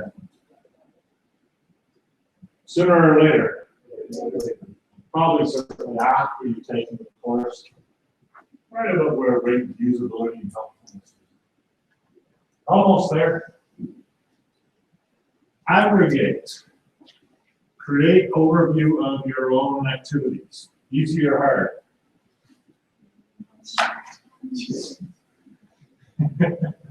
Doesn't sound easy, does it? I'm gonna put it down about here. Sooner or later? Yeah, it's going to be continuously, but I think we'll probably put it in the middle therefore.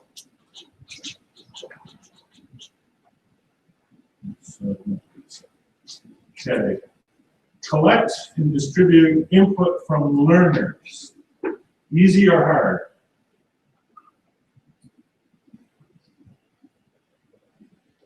I think it's kind of actually pretty easy. Or later.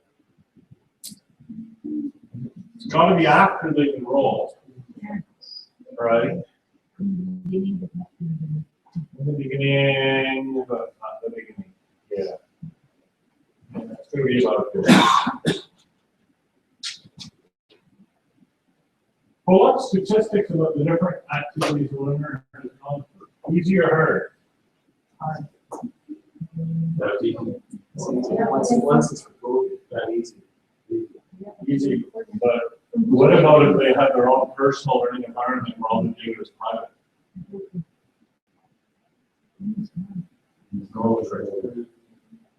But yeah, it's not horrible. Should we do this sooner or later? Yeah, you would record the activity before they've done it. It's going to be down here somewhere. Do we still want to connect with experts to do later?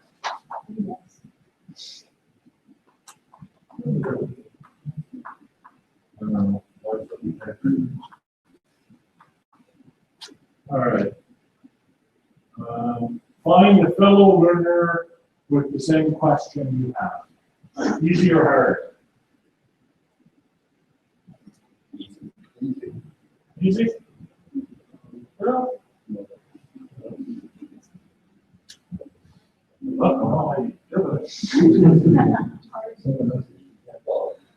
I think it's hard because you have to have a complete set of people with associated questions, then you have to run a matching tool. It's not real hard, but it's hard-ish. If it was easy, Stack Overflow would already have it. Sooner or later?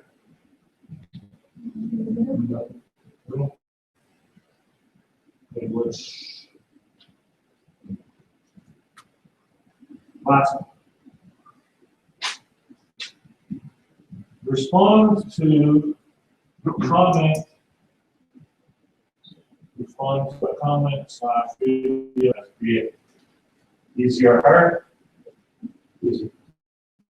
That's pretty easy. Sooner or later? It's going to actually come after having viewed the thing.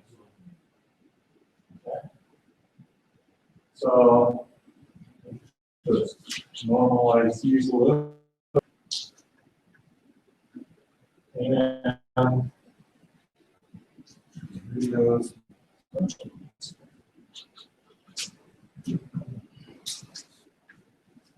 All right, so what we've done here, we've done a couple of things. This is a quick kind of hash out exercise. You would actually take a half day to do this and argue bitterly with developers because their jobs depend on it, and they are not going to yield. But what we've done now is we've created what is known as a minimal viable product and a roadmap. The minimal viable product is the stuff that's easy and has fairly high value. It's the top row, right? And what we've done here, if we've been thorough enough in our task, is we've created an end-to-end product. The simplest thing that we can build that shows the value of what it is that we're doing. It should match our value proposition. Should, with no guarantee, but it should. So let's see what we've created in our minimal viable product. Something that connects to a social network, lets you ask for help or help appear, lets you participate in a live discussion, send a message, probably should go sooner, respond to a comment or video another person has created, and rate the usefulness of the help. How's that sound?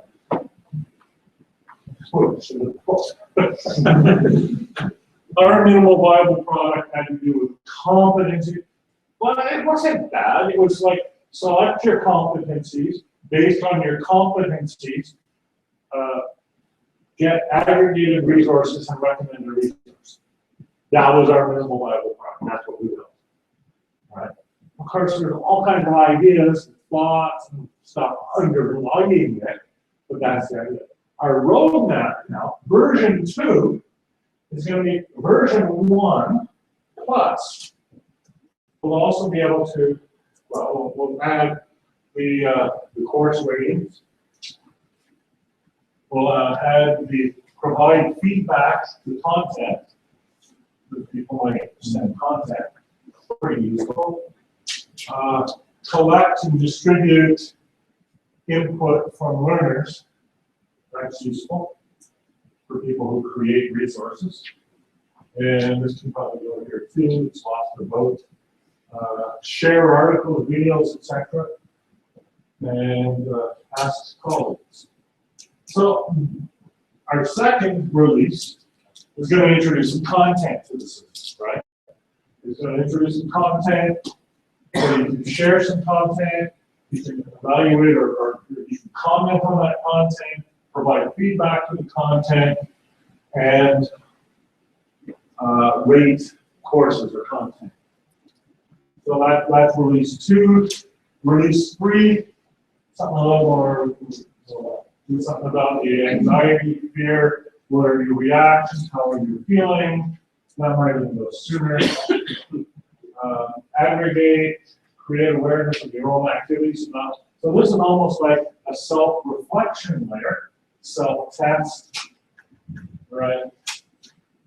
Finding the fellow learner with the same question you have. So, so some self-testing, self-reflection, and now we're using that self-testing, self-reflection, connecting with an expert, pulling up statistics about our own activities. That's release 3. Release 4, let's combine these just to make it easier for us. So, still can't do this. Search, post courses, search for courses, explore personal learning preferences. I wonder if that might even go in the third. It's fair from now. So, schedule a learning path. This is interesting, right? We're going to build that after the helping, the content, and self-reflection. Then we'll build the personal learning path. Of course, that's when we build. It's good to build it first. Self-regulation, set a date. So maybe that's part of scheduling a learning path. So we might merge those a bit, but that's okay. Set professional goals. Oh, I don't think we organized that. That should be probably sooner. We can edit these a little bit. Write reflections about your own task. Blogs, etc.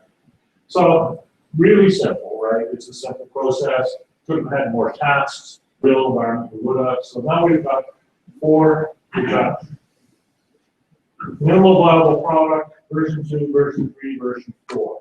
So First is just the connection, the helpfulness. Second is the content. Then the self-reflection part of it. And then finally, the actual, almost the formal part of it, building the learning path. INS therapy. This is why I'm sometimes critical of INS. Does that make sense? Was that a useful exercise? That's the kind of thinking that we have to do, at least in our shop. And probably you guys, when you're looking at learning tools over and over and over again, these change. But this is a pretty good model. I have our own developers doing it again in about a week and a half. Our own developers, our own teams, with sponsors, with users, with developers whose jobs depend on this, with marketing who doesn't understand what we're doing and still call a MOOC a webinar. I'm serious. And of course, we've ignored operations as always. So here's some of the stuff that I've been talking about with our group to try to inform this process. Reading and writing in the same environment, online access to learning resources and services, learning while connected with a learning community, which we've put in our first row here. So how to insert all of that in the personal graph. It's funny, personal graph and that never showed up at all. We're going to need to build one to make that work, but maybe not right away. Context detection, figuring out where you are, what you're doing, that didn't really show up in our diagram here at all. Maybe that's version 5, version 6. Here's how the recommender works. In a nutshell, grossly oversimplified. So here's our graph, right? So here's me, always at a value of 1.0 because I'm always existing. If I'm not existing, it's 0 and the whole graph resets to 0. Kind of efficient that way. There's a resource, or sorry, there's another person out there who maybe I'm in communication with right now. It's a contact. Right? I'm talking to someone. So all of these things, you know, a university, a high school, community, person, resource, company, these are all entities in the system. The entities have a base rating and then a current rating or salience. So the base rating is the long-term rating. The salience is how relevant it is right now. And these ratings are set by the strength of these connections. And the strength of these connections are set based on, for example, how often I talk to this person, how often I read a resource, etc. So what happens is, as I talk to this person, the system looks at all the saliences, 0.1, 0.2, 0.5, 0.24 plus 0.64, etc. And then it starts recommending things. This is clearly the most salient thing. I'm talking to this thing, I'm talking to this person. The first resource that gets recommended by my system as I'm talking to this person is that company. Well, I don't know. It's in the graph, right? Then what else is recommended? Let's see. Looks like this high school or this university. And you see, and that's what it does, right? It just picks all the entities that are most important right now, orders them, displays them. So it's context-sensitive, graph-based recommendations. And then the bit about working on LPSS in other environments. This is just an example. Welcome to LPSS for Microsoft PowerPoint. Because why not? You should have your network and all of your resources and everything you need when you're doing a slideshow. I was doing this slideshow. I could have used that, but no, I had to use Google. Google, which knows nothing, well, it knows a lot about me actually, but doesn't know the things that I want. It just, I still have to go to like page 5 of the search results. Okay, how are we doing on time? Oh, crappy. So according to this, we have 13 minutes left. So in the next 10 minutes, this is the capstone now. Really, it should be an hour, but well, actually, it's not going to make sense to do it in 10 minutes. But think about now and take it away with you. How would you design a personal learning environment? How would you set up learning for yourself or for people that you're trying to give a learning experience? Even more to the point, I'll tell you, this is a bit more personal to me. Like I said, I've been thinking about this, working on this for a long time. That's really good. Based on one day's work, you guys have done an excellent job. I'm really impressed with that. I see now the entire world of educational technology from the perspective of this model. You know, when I go out to the trade show, for example, I look at, I look at create a video for your MOOC booth, which I guess is there every year, or I look at the, I ran through the booths trying to remember what they were, but I went too fast. You know what I mean? The content thing, the assessment thing. I look at them and I say, what role do they play in this overall system? It's funny because every last one of them are positioning themselves pretty much as standalone products. I ask myself, how could that thing work with the personal learning environment? What would it take? You know, and I go from booth to booth and I'm asking myself, what technology would we need to build? What kind of attitudes would we need to form in order to make this thing work with that? I saw an open source assessment software, one of the corner booths. I don't know how open source rates a corner booth, because they don't have any money. How can they pay for that? But anyhow, I'm just kidding, of course. But my thought was, open source assessment. That's great. I can put that in here. Well, I don't have assessment here, but maybe in here somewhere, right? When I'm doing the reflection and the self-testing and all that. I hook in open source assessment here. How do I do that? Well, I need to call the assessment tool, probably with LTI, meaning I have to have LTI implemented. I have to put a task here somewhere. All I need to get anyway is content. I'm going to need to pull back the records from the assessment, probably use XAPI for that, toss them into a learning store, and then analyze them and put them into a personal learning record, something like that. Every technology, I'm looking through this lens. The model of, the old model of a learning service being hosted by a centralized platform where all the activity happens in that platform, to my mind, is toast. I know it's what they do. I know it's what Facebook does, and what Twitter does. I know it's what Google does, Yahoo does, Desire to Learn, Blackboard, Cengage, who's also up there. This is the last few years of that model. All the technology that I talked about exists now. There's some stuff that's hard to make it work together. The graph database exists. Plugins for PowerPoint exists. XAPI exists. All of these things exist. Badges exist. It's a question of organizing them and putting them together, and the idea of assembling these technologies to form not an enterprise system, but a personal system. People haven't hit that mindset yet, but to my mind, more and more, as privacy becomes a concern, as the need for accurate self-reflection and accurate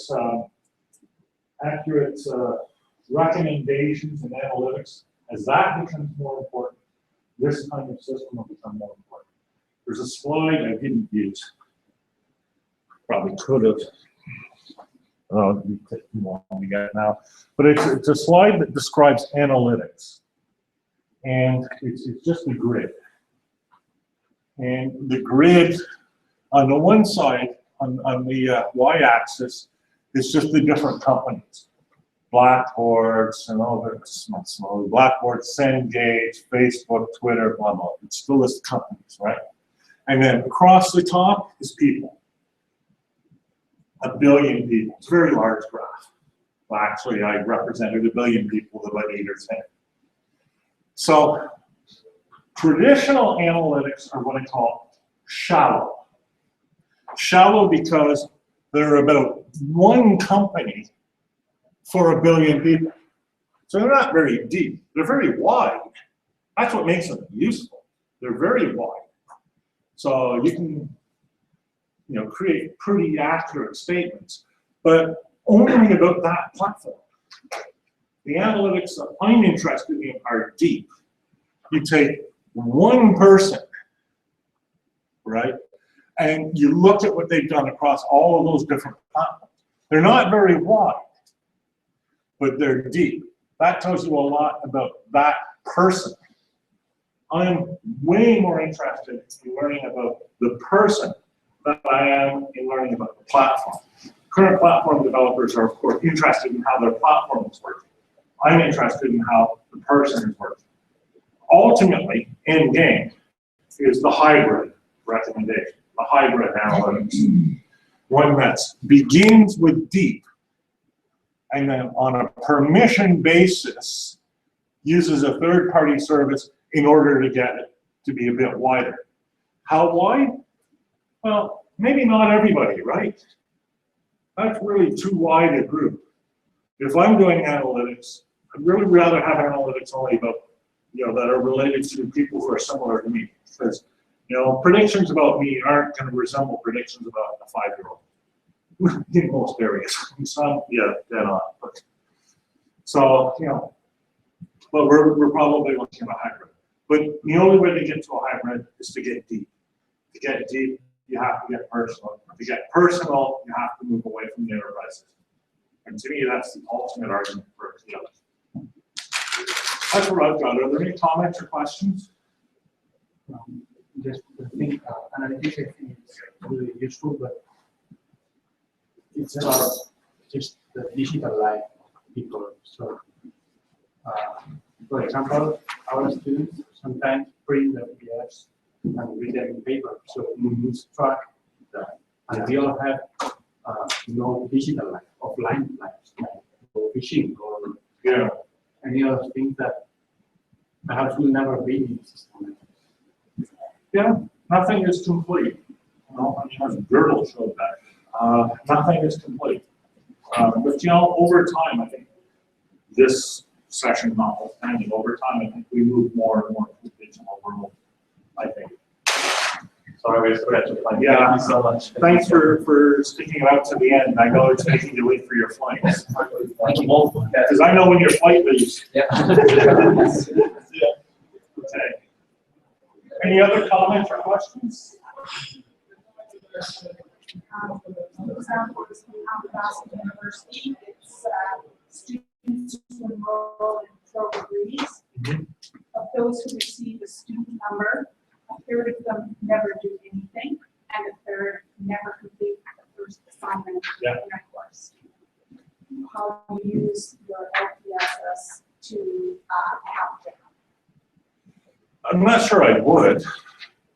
Although I'm familiar with the statistics, because I spent 7 years working with Athabasca University on the front lines and calling students who weren't doing any work at all hours of the day, catch them while they're eating supper or raising their kids or whatever.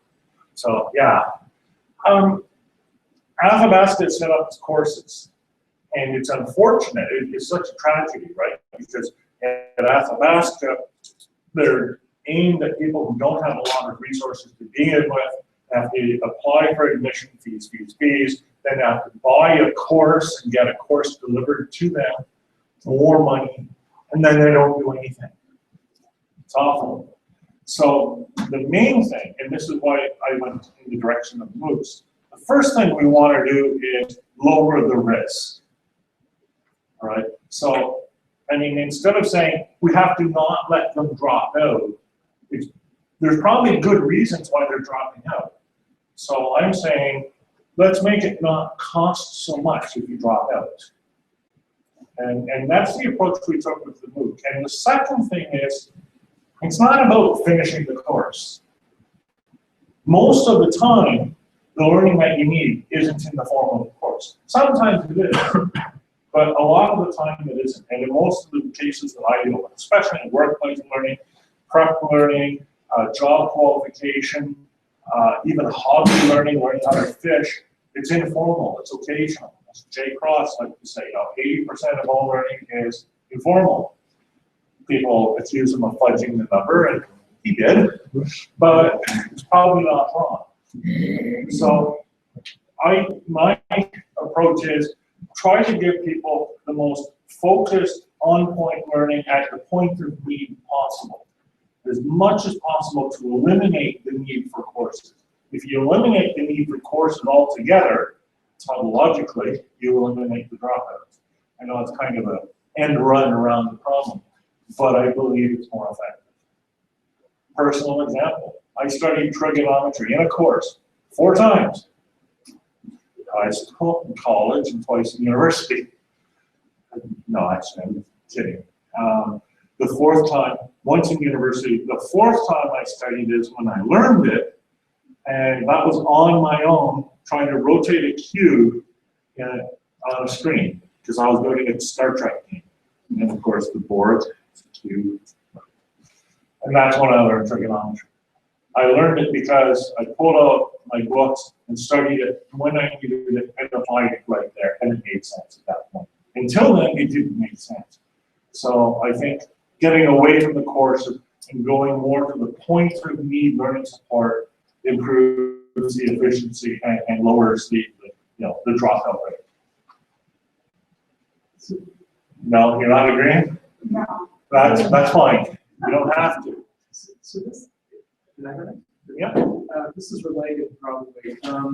So there's a lot of people with strong professional goals. They do want to learn, but they don't really want to invest in all of these tools, avenues that are available to them.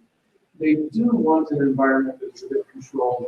That they do want an instructor who creates, makes it a little bit simple. They don't have to use a lot of tools. They want to be given it so that they can be more efficient, spend more time with family, whatever it is. So it seems to me that there's a tension here between creating really flexible learning environments and creating very controlled learning experiences. Yeah. So the best answer I've ever given to that, and I've given many, is it's a lot easier to start with flexible and then build in structure as it's needed than to start with structure and build a system that's flexible.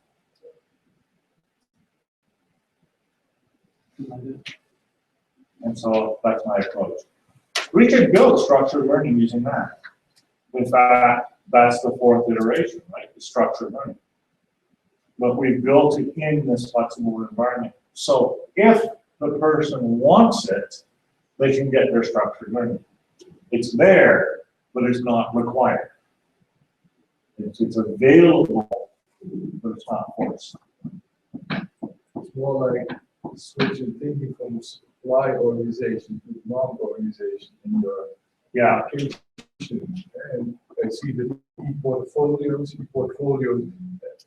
seem a little bit like this, but it was also the portfolios were owned by the schools and not by the students. So when I leave school after 3 or 4 years, my portfolio was gone. Yeah. You have to make a switch to the personal and owned by the student and not by the organization of the school.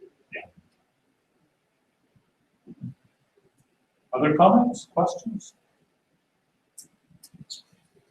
Okay, well, it's probably a little after 5, so we're getting her late. We don't want to do that. She has plans. So thank you very much. I really appreciated all of you staying to the end. It was a long day. I certainly hope that you found it worthwhile. Thank you very much.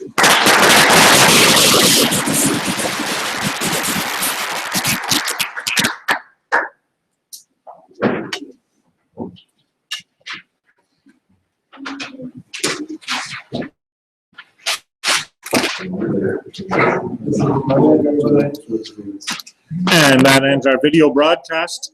We have one viewer. Hi. We're going to shut her down now. So thank you so much for being with us.